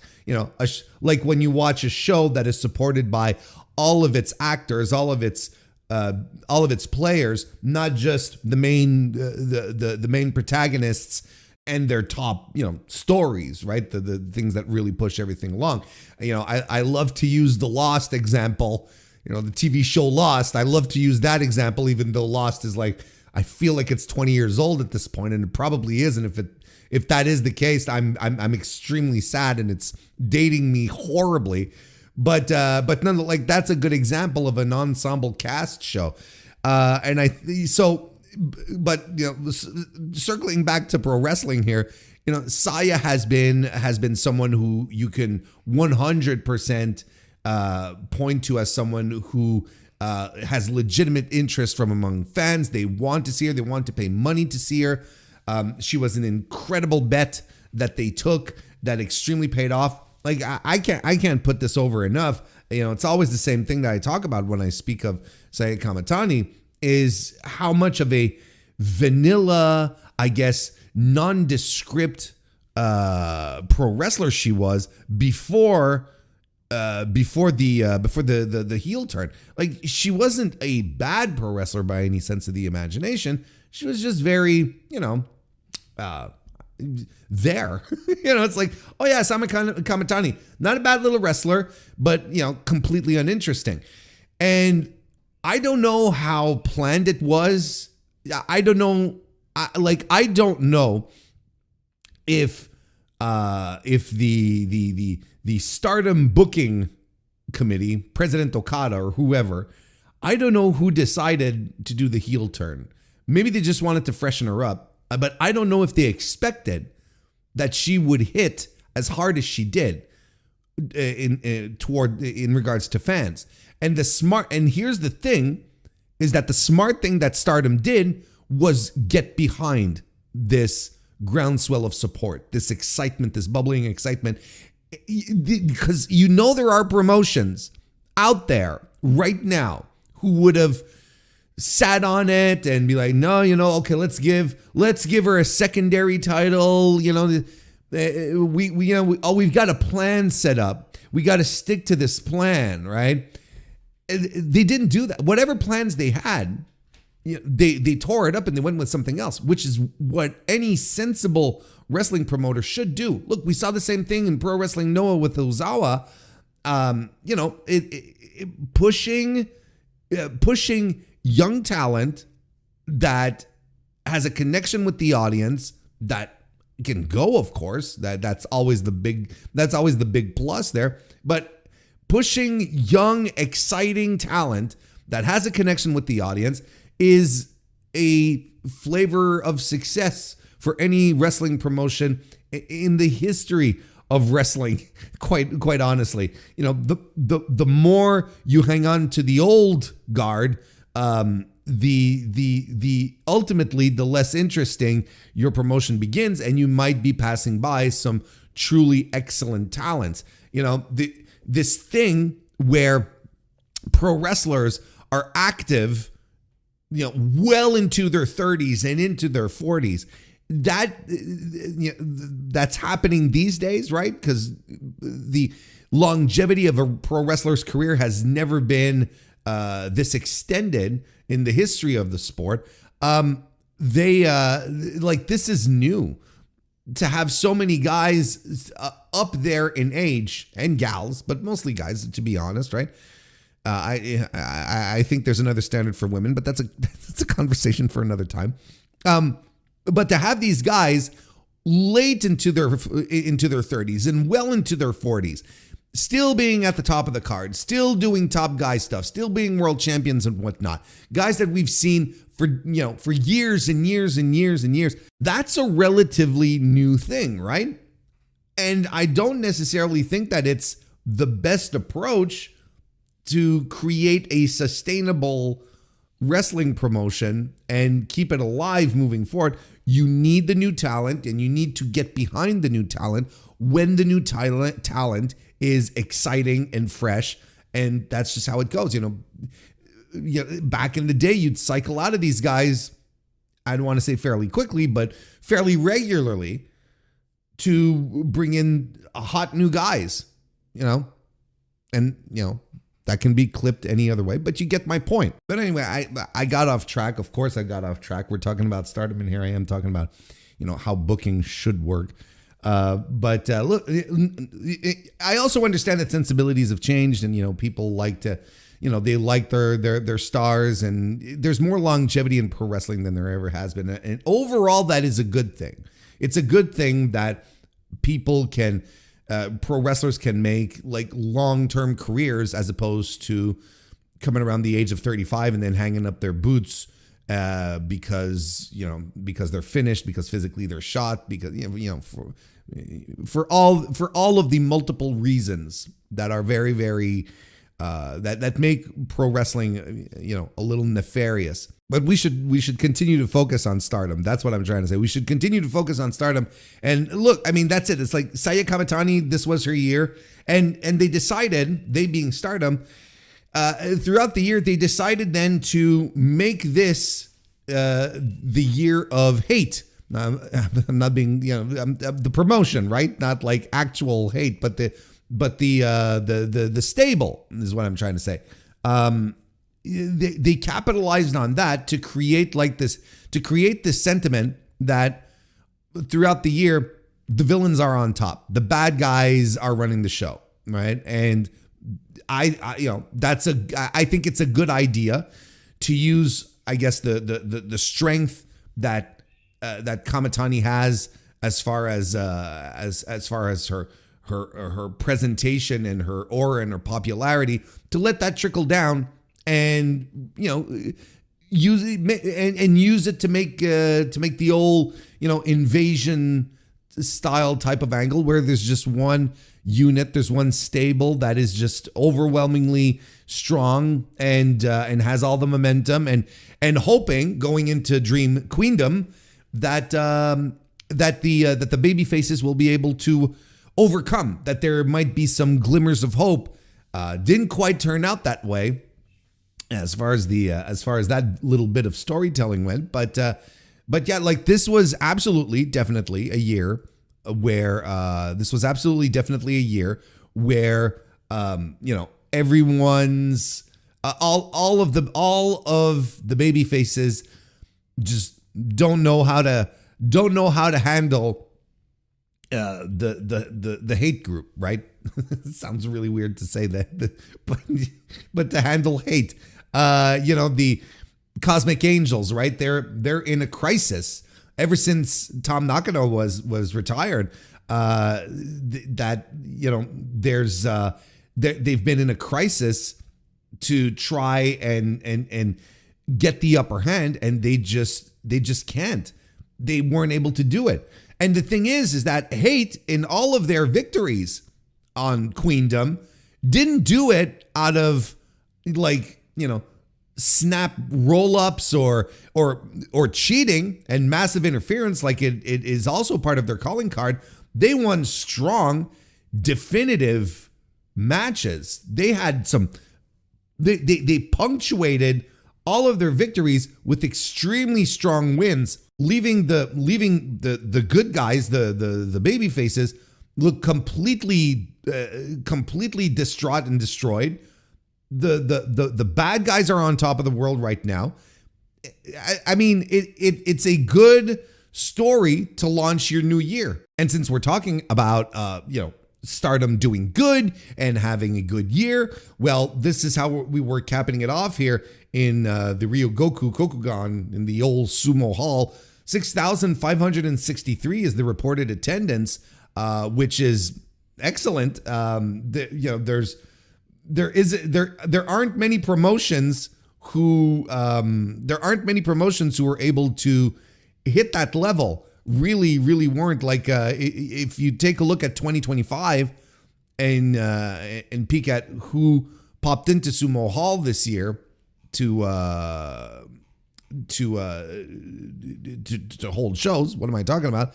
Let's say if we do a few comparisons, like Marigold held their Grand Destiny show on October 26th. This was the show that was main evented by Io Sky, excuse me. I'll never be Io Sky and Mayu Iwatani. That was a big show for them. They stacked the show 3,450. So effectively, very close to half the attendance that Stardom did here. The King of Pro Wrestling show from New Japan Pro Wrestling in October 13th, 5,372 people. You had Noah Wrestle Odyssey, which was also in October. A lot of October shows. 3,617 people in attendance. The only show that drew more than Queendom this year was New Japan Sakura Genesis back in April, where they drew 6,640 people. So it's essentially the same. It's essentially the same amount of business. We're just like, not even we're like what? Not even 100 people. Not even 100 A difference of 100 people. There we go. I ended up saying it. Not even a difference of 100 people separating the two. So we're basically in the same spot. So, I mean, it's great news for Stardom, capping off an incredible year with some great business that they did throughout the year, and the end of the year with a show that did very good business for them as well. So, I mean, it's good to see that in 2025 there are promotions, especially in Japan, where the arrow is pointing up on every metric. So that's good news. And the one thing that you have to pin it on is creative. It's booking. It's how you decided to start things off. And there you go. It just as simple as that. So let's start reviewing the show. I think we're going to go in order of appearance, essentially. Starting off with the pre-show tag team match, we had that to start with a couple of trainees. Ima Maishima and Kyoko Furusawa defeated Ane Kanaya and Matoi Hamabe. And well, listen, I don't have many thoughts here. I watched it. I thought they were fine. I thought, a little sloppy at times. I think they, trying to do things that didn't quite work out, and that's okay. I mean, they're starting off their careers. They're, whatever. It's okay. We're not looking at young lions getting into the ring just to beat the piss out of each other. The training that happens in Stardom is something else. So that's fine.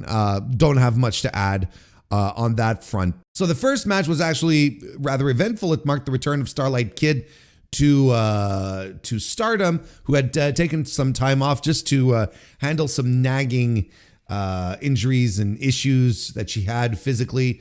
Walker Stewart outright said, there wasn't anything specific that was reported. It was just like a bunch of things, a bunch of little things that were starting to pile up, and good for her. And, came back in a tag team with her Neo Genesis partner Azumi, defeating Shuri and Tomoka Inaba in a really fun opening match. I thought that was good. I thought it was a good, fast-paced opener that, delivered exactly what had to deliver. Basically just letting these top level women do what they got to do. I thought it was very energetic. And really did set the tone, I guess, for the evening. It got me into it. It was a great way to start things off, and I particularly liked the final stretch between SLK and Inaba. I thought that was a blast. That they were trading big moves and whatnot, and Starlight Kid got the win with the moonsault. So I think we're better off having Starlight Kid in active and wrestling in Stardom than the opposite. She looked good. Whatever was nagging seems to be okay. And I would give this match a 3.5 star point score. I thought this was pretty good. Quite good. Next was the Stardom Rumble. Again, I'm not a big Battle Royal fan. My eyes glaze over so very easily in these types of situations. So I have zero real notes about it. I did note that CMLL's Olympia was in it. And the thing I found funny, and I understand, okay, don't get me wrong here, okay? I understand that Olympia can't come in and just start throwing everyone around like it should, because, she's so much bigger and stronger than most of the 90-pound girls in the ring. But I understand why they can't do that, but she should be like, tossing them around and throwing them out of the ring with ease. Don't get me wrong. I understand why she can't do that, right? I always, here's another note. Like I said, I didn't have notes, but I do have a few notes. So I kind of lied. I mean, cancel me if you want. Lady C was a lot of fun in this match. I don't know. I have a bit of a soft spot for Lady C. I think she's good. She stands out in the Stardom crowd as well. And this was won by Rina, who had a pretty good final stretch with the last three wrestlers, who I believe were Miyu Amasaki and Hina. Yeah, there you go. The final stretch was okay. It was good. Don't get me wrong. At some point I'm like, let's get this over. And I understand why these rumbles are there, why these things are there. It's get everyone on the show. It's fine. I understand, but I could do without, entire sequences with Fujikin Death, for instance, right? Like I could do without it, but it's fine. All right. It's not that big a deal, but again, I don't raid battle royals because I don't know how to raid battle royals because it is what it is. So let's move on. Let's get to a super duper fun match. Maika, Xena, Hanako, and Megan Bayne taking on Suzu Suzuki, Bozilla, Itsuki Aoki, and Rina Yamashita. They went to a double countout in I guess the best way. I guess the best way I could call it was that this was a party match. I thought the exchanges were fun. Maika being back in the mix as well is really interesting. Like she was part of those who, wants to rid Stardom of the darkness of hate. So this we're not fighting hate here, but like she's still part of that group. Look, this was a blast. This was an absolute blast. I thought it was a lot of fun. I enjoyed the exchanges between Megan Bayne and Bozilla. I thought that was a lot of fun, especially when they started throwing each other around. I'm like, holy smokes, brother. Megan Bayne, she belly to belly overheads Bozilla, right? And I'm like, oh wow, okay, like this is really cool. There's something about Megan Bayne and Stardom that just is different. It just doesn't, as the kids say, it doesn't hit the same as when she's in AEW. There's something different about it. And even Megan Bayne's doing Frankensteiners on Bozilla, and Bozilla's did an avalanche sack of shit. Like I'm like, okay, well, I could watch 5 more minutes of this, And here's the thing: is like, if ever this match gets booked, Bozilla and Megan Bayne, I'm just throwing this out there. If this match ever gets booked, regardless wherever it is, right? Stardom, which is plausible, right? AEW, wherever. This match should not go over 10 minutes. This should be a sprint of two powerhouses just dropping each other with huge moves until one of them two can't get up anymore. That's what it should be. And it just should be a sprint of these moves, a true test of cardio and strength. Basically put your CrossFit to the test. Essentially, that's what I'm looking forward to. That's what I'd like. That's what I'd want out of this type of setup. I also enjoyed the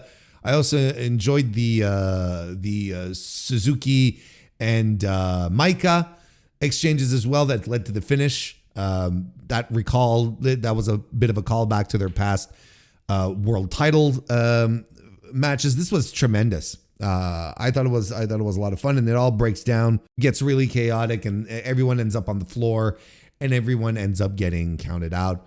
I blame Megan Bayne for diving onto everyone at the 15 count or something like that. Or I'm like, no, don't do it. No one's going to be able to get back up. And I was correct. Anyway, I thought this was good. Very, very good. I gave it, very good. 3.5 stars is where I'd place it. I enjoyed that one tremendously. Hazuki defeated Fuwachan. The big story, one of the big stories of the show here was Fuwachan doing her as they penned it, re-debut in Stardom. She had wrestled a little bit in the past for Stardom, and now she circled back here. She had disappeared for a while. Look, obviously I don't hang out on Japanese social media, Yeah, there might be a little bit of a language barrier there. But Fuwa-chan, she's for those of you who don't know, she's a comedian and a social media star / influencer. And a couple of years ago, or a year ago, something like 18 months ago, I don't know what the timeline. I don't remember what the timeline is exactly. She got into a bit of a back and forth with another Japanese comedian, where Fuwa-chan then proceeded to tell the other comedian that she wasn't funny and that she should KYS, and that led to a ton of backlash. And apparently she went dark on social media. She stepped away from all the controversy, and then she came back, apologized, and now she wants to get back into wrestling, get back to working with Stardom. Like, everything was put on the back burner, so this is why they're calling it the re-debut. Yeah, from what I understand from people that are really into the Japanese scene a lot more, I asked the question, well, is this more like a redemption tour where she just wants to, get exposure, get herself seen in positive environments where people are going to like her, so as to sort of rehabilitate her image? And I was told no, like, she, from everything that we gather, everything that she said, she is truly committed to becoming a pro wrestler, and she really wants to do her best to achieve these levels. So that's a good thing. That's a good thing, and that's something I can get behind if she really wants to commit to being a pro wrestler. And she wrestled Hazuki here, who is someone who's been training her, and Hazuki is terrific, and I really like Hazuki. And you know what, like, Fuwa-chan, I find, she has great instincts. She doesn't look out of place. From what I've been told, I'm not super familiar with the previous work that she did in Stardom, but again, these same people were telling me, that she debuted some new offense in this match, and it looked good. It was clean. And the audience seemed to be in it as well. I found the live crowd to be into her I guess her underdog, come from behind story that she was telling. I thought she was very good, and Hazuki is very good, so she can, whatever things were lacking, well, Hazuki's got your back. She's terrific. Now flying solo, unaffiliated to any unit, the Wild Heart Hazuki, who at first is just like straight up no selling Fuwa-chan's offense. Fuwa-chan is there, landing drop kicks, and Hazuki is like, she's practically doing one of these, right? Just brushing it off her shoulder. Yeah, I mean, there's this sequence that Fuwa-chan does where she lands a superplex, and then continues with the Shining Wizard. I was like, oh, okay, yeah, pretty good. And then follows up with the German suplex, which I thought was terrific. But Hazuki ends the match with the top rope senton that looks absolutely, like, it looks like it sucks so much to take. Like, it looks so bad. It looks like the worst senton to take ever. Kind of like, how most sentons, I guess, like, the way you're supposed to hit sentons, you're supposed to hit with more of your upper back, right? So basically you land more on your ass when you're doing it, and your upper back is connecting with your opponent, with your prone opponent, as opposed to what Hazuki does, where she's just like, nah, eat my entire back. Which looks just completely awful. I'd give this 3 3/4 stars. I thought this was great. I thought this was a tremendous match. And I'm excited to see what Fuwa-chan does next. There's legitimate upside to this. And even one of my pals was speculating, considering that she has some form of some sort of appeal outside of professional wrestling circles.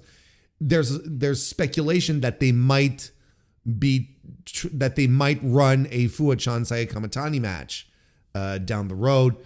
I mean, I guess I guess it's a good promotional measure. I don't see the appeal personally. That's just me. I would much rather see Sari and kick the shit out of Saya Kamatani. But look, that's just me, right? Speaking of Sari, she defeated Natsupoi in a typical brutal, vicious, hard-hitting Sari style match.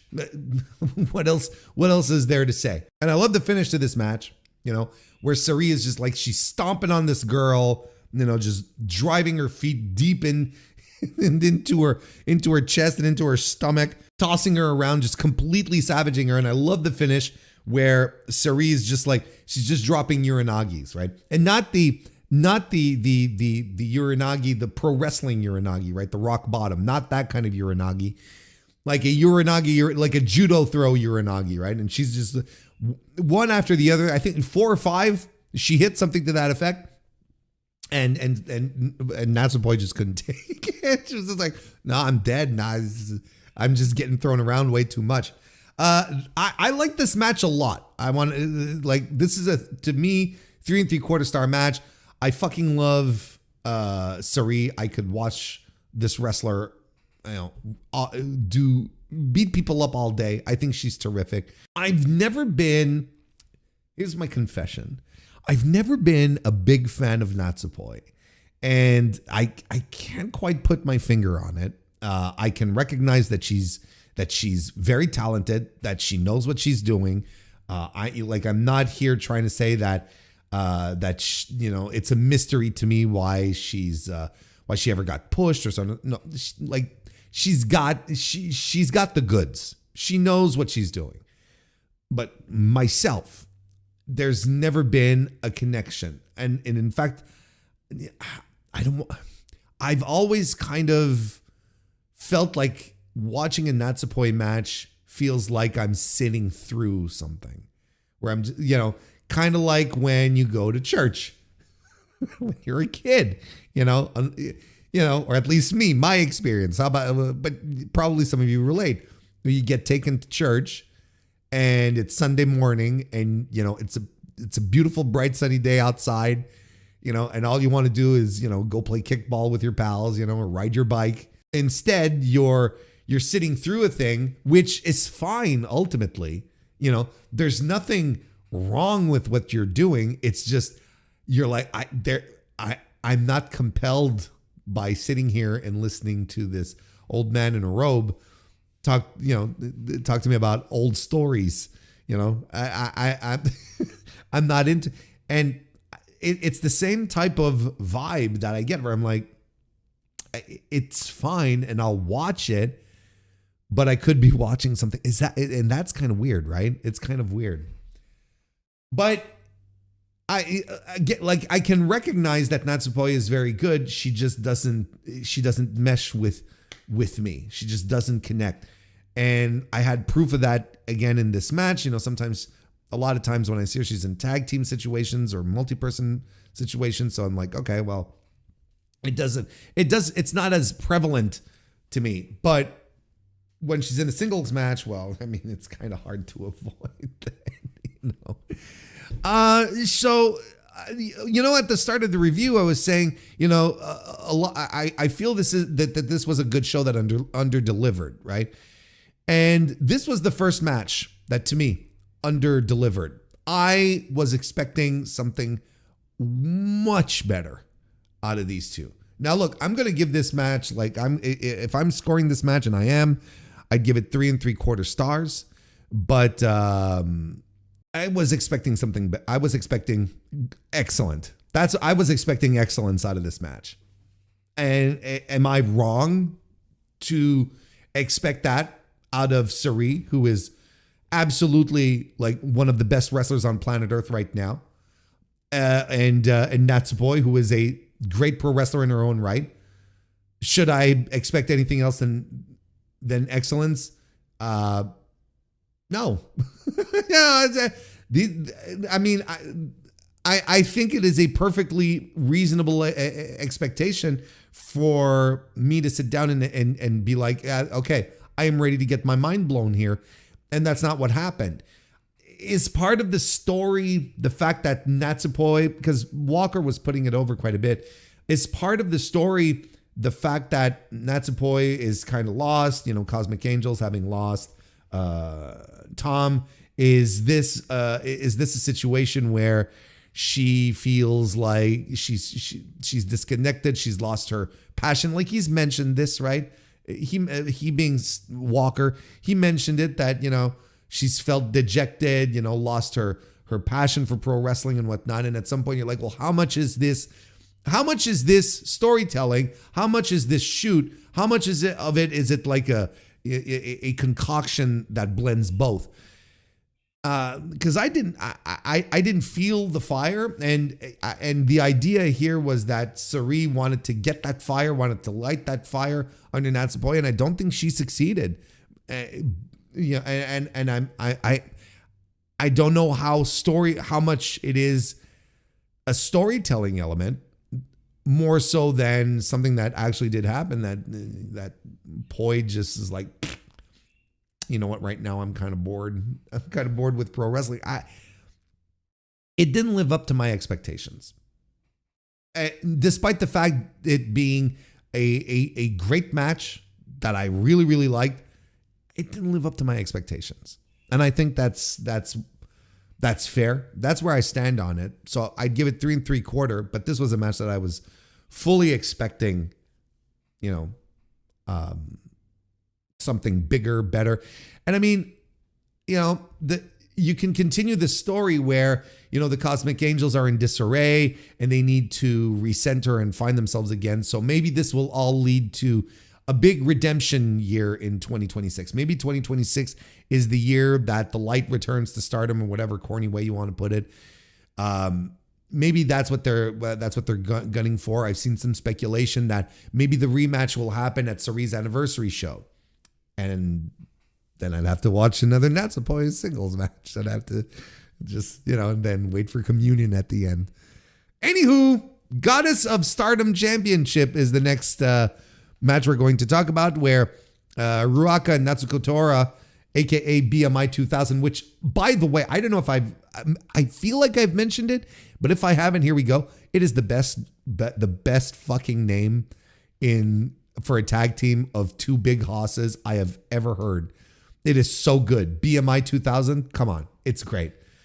They took on the Cosmic Angels duo of Sayaka Kurara and Aya Sakura, who lost. Were not able to get the job done. I'm giving this match the old gentleman's 3. This was really the worst match of the show. Again, not a disaster by any sense of the imagination, but it is not my favorite match, and I'm giving it the old 3 because I think there was crowd investment into this one. I think there was good enough work, but boy, oh boy, these two teams couldn't have felt more like they were in completely different cities, trying their best to reach the same destination, but some of them, some of them were on the train, some of them were in cars, some of them were on their bike. It's like, they just couldn't make it because of multiple reasons. Anyway, look, I really don't have many notes here. I thought Aya Sakura looked good, particularly good in this match. I thought she got a lot of shine, but and I know that Ruaka and Tora aren't exactly work rate beasts, and I know that there's a lot of people who don't particularly care for them. I thought they were.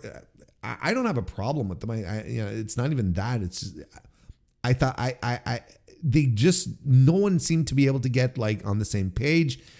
And there's just enough stuff that worked for me to not completely like say this was a 3, a flat 3, and we'll move on. But look, another win by the Hate group once again. Their second big win of the night. Forgot to mention Rena winning the Battle Royal earlier on was Hate's first win of the night. So Hate picks up their second win at this point. Then we get into the business end of the show. We get the Wonder of Stardom Championship, where Konami successfully retained her title by defeating Saya Ida, who is a wrestler that I have a soft spot for.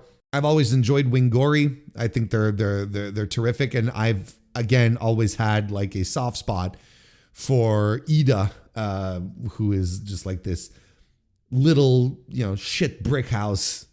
I think she's terrific, and I was very, very excited to see her in this position here. Konami, of course, the champion, representing Hate once again. I thought this was a blast.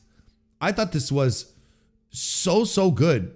And despite the fact that Konami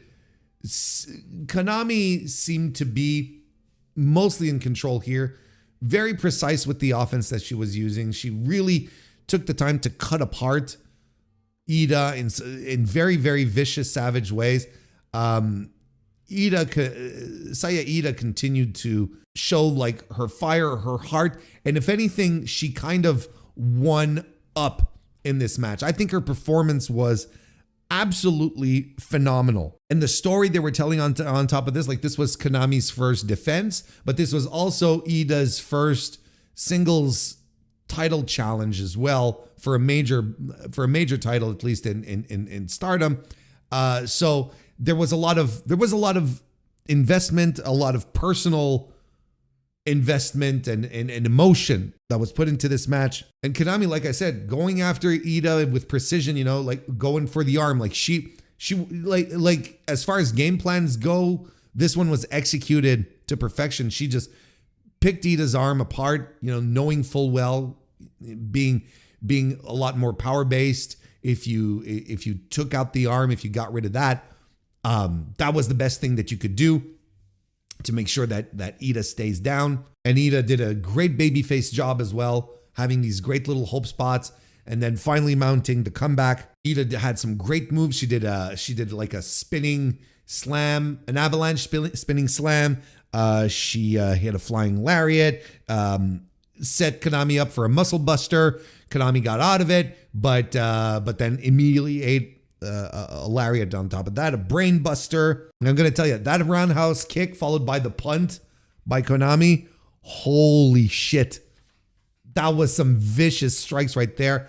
That all led to Ida getting locked up in a submission and she tapped. But what a fantastic match. I thought this was the 4 stars. This was like the first match of the evening where I was like, fuck yeah, let's do it, right? We were on the cusp for most of the evening, but then like this one comes in and you're like, okay, all right. I'm all set up for the main event where Saya Kamitani successfully retained the World of Stardom Championship against Saori Anou. I mean, this was the absolute like final statement in this story about the Cosmic Angels and whatnot, where you have Anou coming out there as the final representative, the person who's tasked to knock Kamitani down a few notches, but it wasn't going to happen. Look, it wasn't going to happen. I'm sorry to say. Like, and look, Anou is a wrestler that has grown on me over the years, and particularly this year, I would say that I've truly become a fan of her work. I think, maybe even late last year. Anyway, it doesn't matter exactly, but it's fairly recent. Like my true appreciation for her work. But look, we're in a situation right now in Stardom where, as long as Kamitani is drawing and has this perception from the audience that she's the top woman of the company, we're not dropping titles anytime soon. I don't think, right? So to me, like out the gate, there's that level of danger that I don't feel anymore. There's that level that I don't feel at all. So and you all know how it is when you start watching a pro wrestling match where you feel the finish is determined, right? Like even before it starts, like there's no way X is beating Y, right? This is how I felt. And that sort of, it does contribute to a degree of taking you out of the match. So then it really behooves the wrestlers to create a journey that will be so compelling that you won't mind the destination, or that, you know, that the journey will overshadow whatever preordained finish you saw coming, type of situation. And in this case here, in this particular case here, I thought the journey was great, but under-delivered. I was expecting a lot more out of this match. And, you know, is it maybe, Ano is maybe not exactly, is she not exactly ready for tip-top spots like this, for being like the centerpiece, right? It could, like she wrestled a solid match, but there was something just wasn't there. Is it in her, you know, her presentation overall? You know, she's, her deal is that she's, you know, she's a nice queen. She's aloof, you know, that's kind of her thing. Is that part of her presentation that maybe is keeping her from getting over that line? Maybe.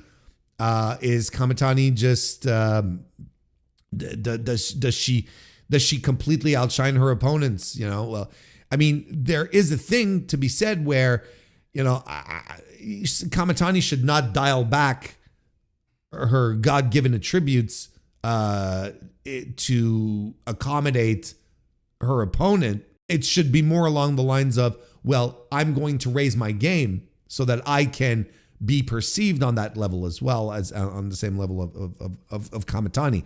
But even despite that, I thought the match was, like I said, like, here's the weird thing is that I'm going to be bitching, or it sounds like I'm bitching about a 4-star match. You know, like this is the wildest part of my of this review when I was putting it together. I'm like, I mean, these are going to be my talking points, and it's bizarre. I'm going to be, you know, bummed out about a 4-star match, if only because I was expecting better. I was expecting a much higher range match here. I thought Anu was going to pull out stuff here, that she was going to elevate how great she is to an entirely different level.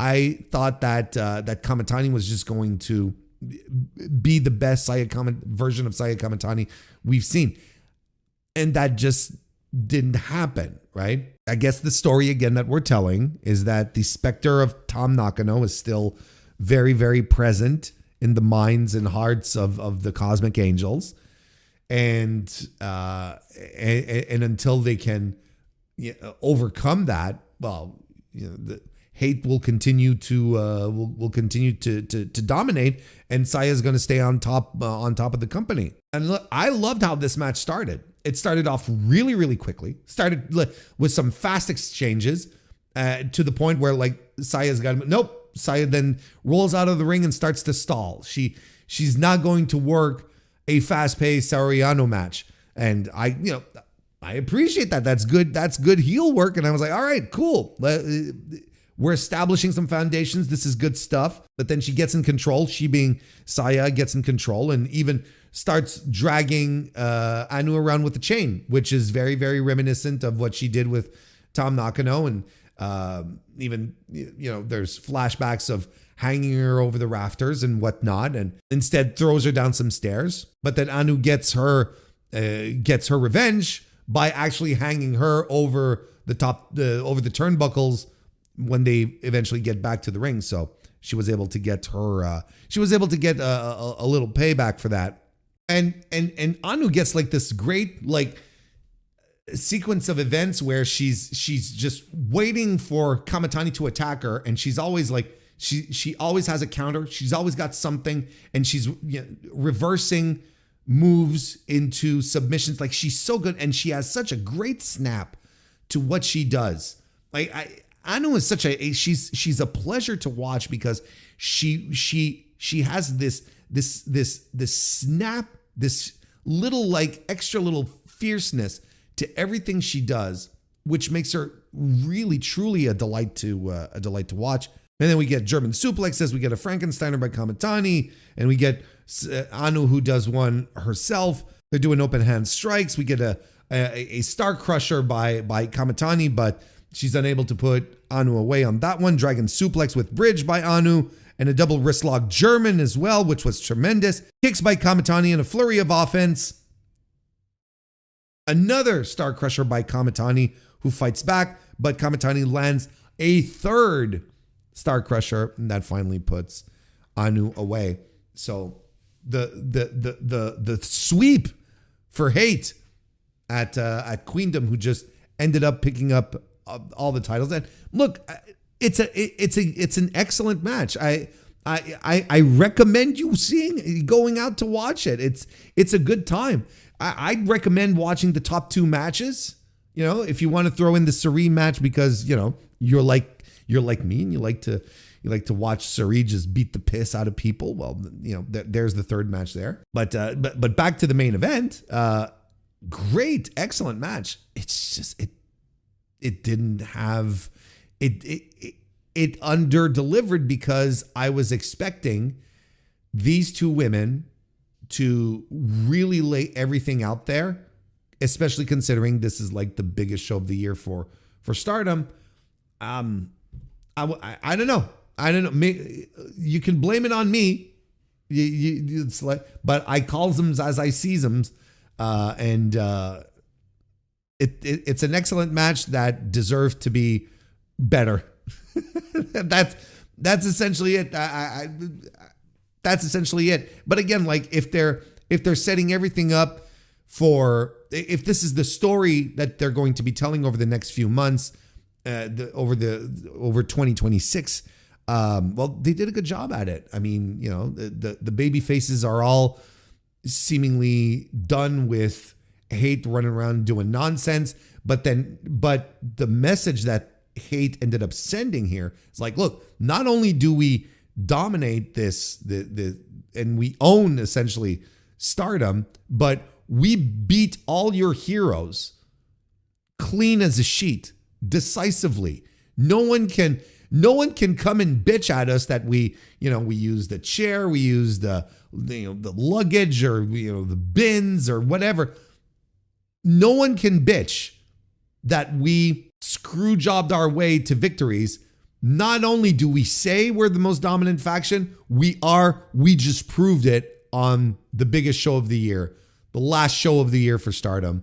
And 2026 is starting and everything is on our side. So it's a good theme. It's a good story. It's interesting. And it's a good show. Don't get me wrong. I don't want you to have the impression, I don't want to give the impression that I didn't like the show. I like the show. Oh, and Starlight Kid came out at the end, seemingly setting herself up as Kamitani's next challenger, which I am super into. Now that is a match where you're like, that finish isn't as predictable. This is a finish where you're like, where you can't quite put your finger on, where there's arguments for both sides. You know, maybe you favor more one side than the other, but there are clear arguments where you could go, well, this might actually happen, so on and so forth. So, yeah, so listen, like I said, and I keep hammering home, I think the main takeaway from this show was the story of Hate's dominance, how the Cosmic Angels are in disrepair, Micah coming back, might also provide some light because she's on a warpath to spread the light.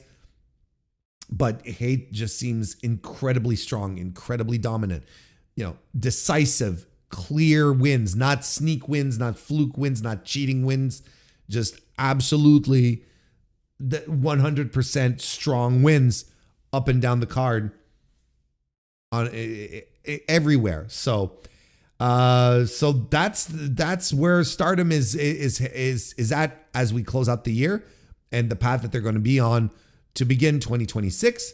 And a very good show to wrap up the year with some excellent matches. I mean, it's not a bad show. Far from it. I don't want to give you the impression that I didn't like it. I liked it a lot. I really did. Just fell a little short of my expectations. Those are my thoughts. And that about does it for another edition of the Mr. Warren Hayes Show. Thank you all once again for joining me this week and for wrapping up your year listening to my nonsense. I will be back later this week, probably Friday, with the AEW Dynamite review. The Dynamite review will not be here and ready to go on. It will not be ready to go on Thursday, but I will be streaming on Thursday evening, though we will be here to ring in the new year together. Well, not necessarily ring in the new year, but at least start off the new year together on stream. And the Dynamite review will follow suit probably on Friday the 2nd. Otherwise, everything will be just as normal as it usually is. Remember to leave a like on the video, a review, a rating. Join the Mr. Warren Hayes Discord. Link is in the description, and follow me on Blue Sky at MrWarrenHayes.show. I hope you enjoyed it. I hope you had a good time. I know I did. Thank you all very much for being here. Go watch some Randy Orton and get back to me. And I'll see you next time.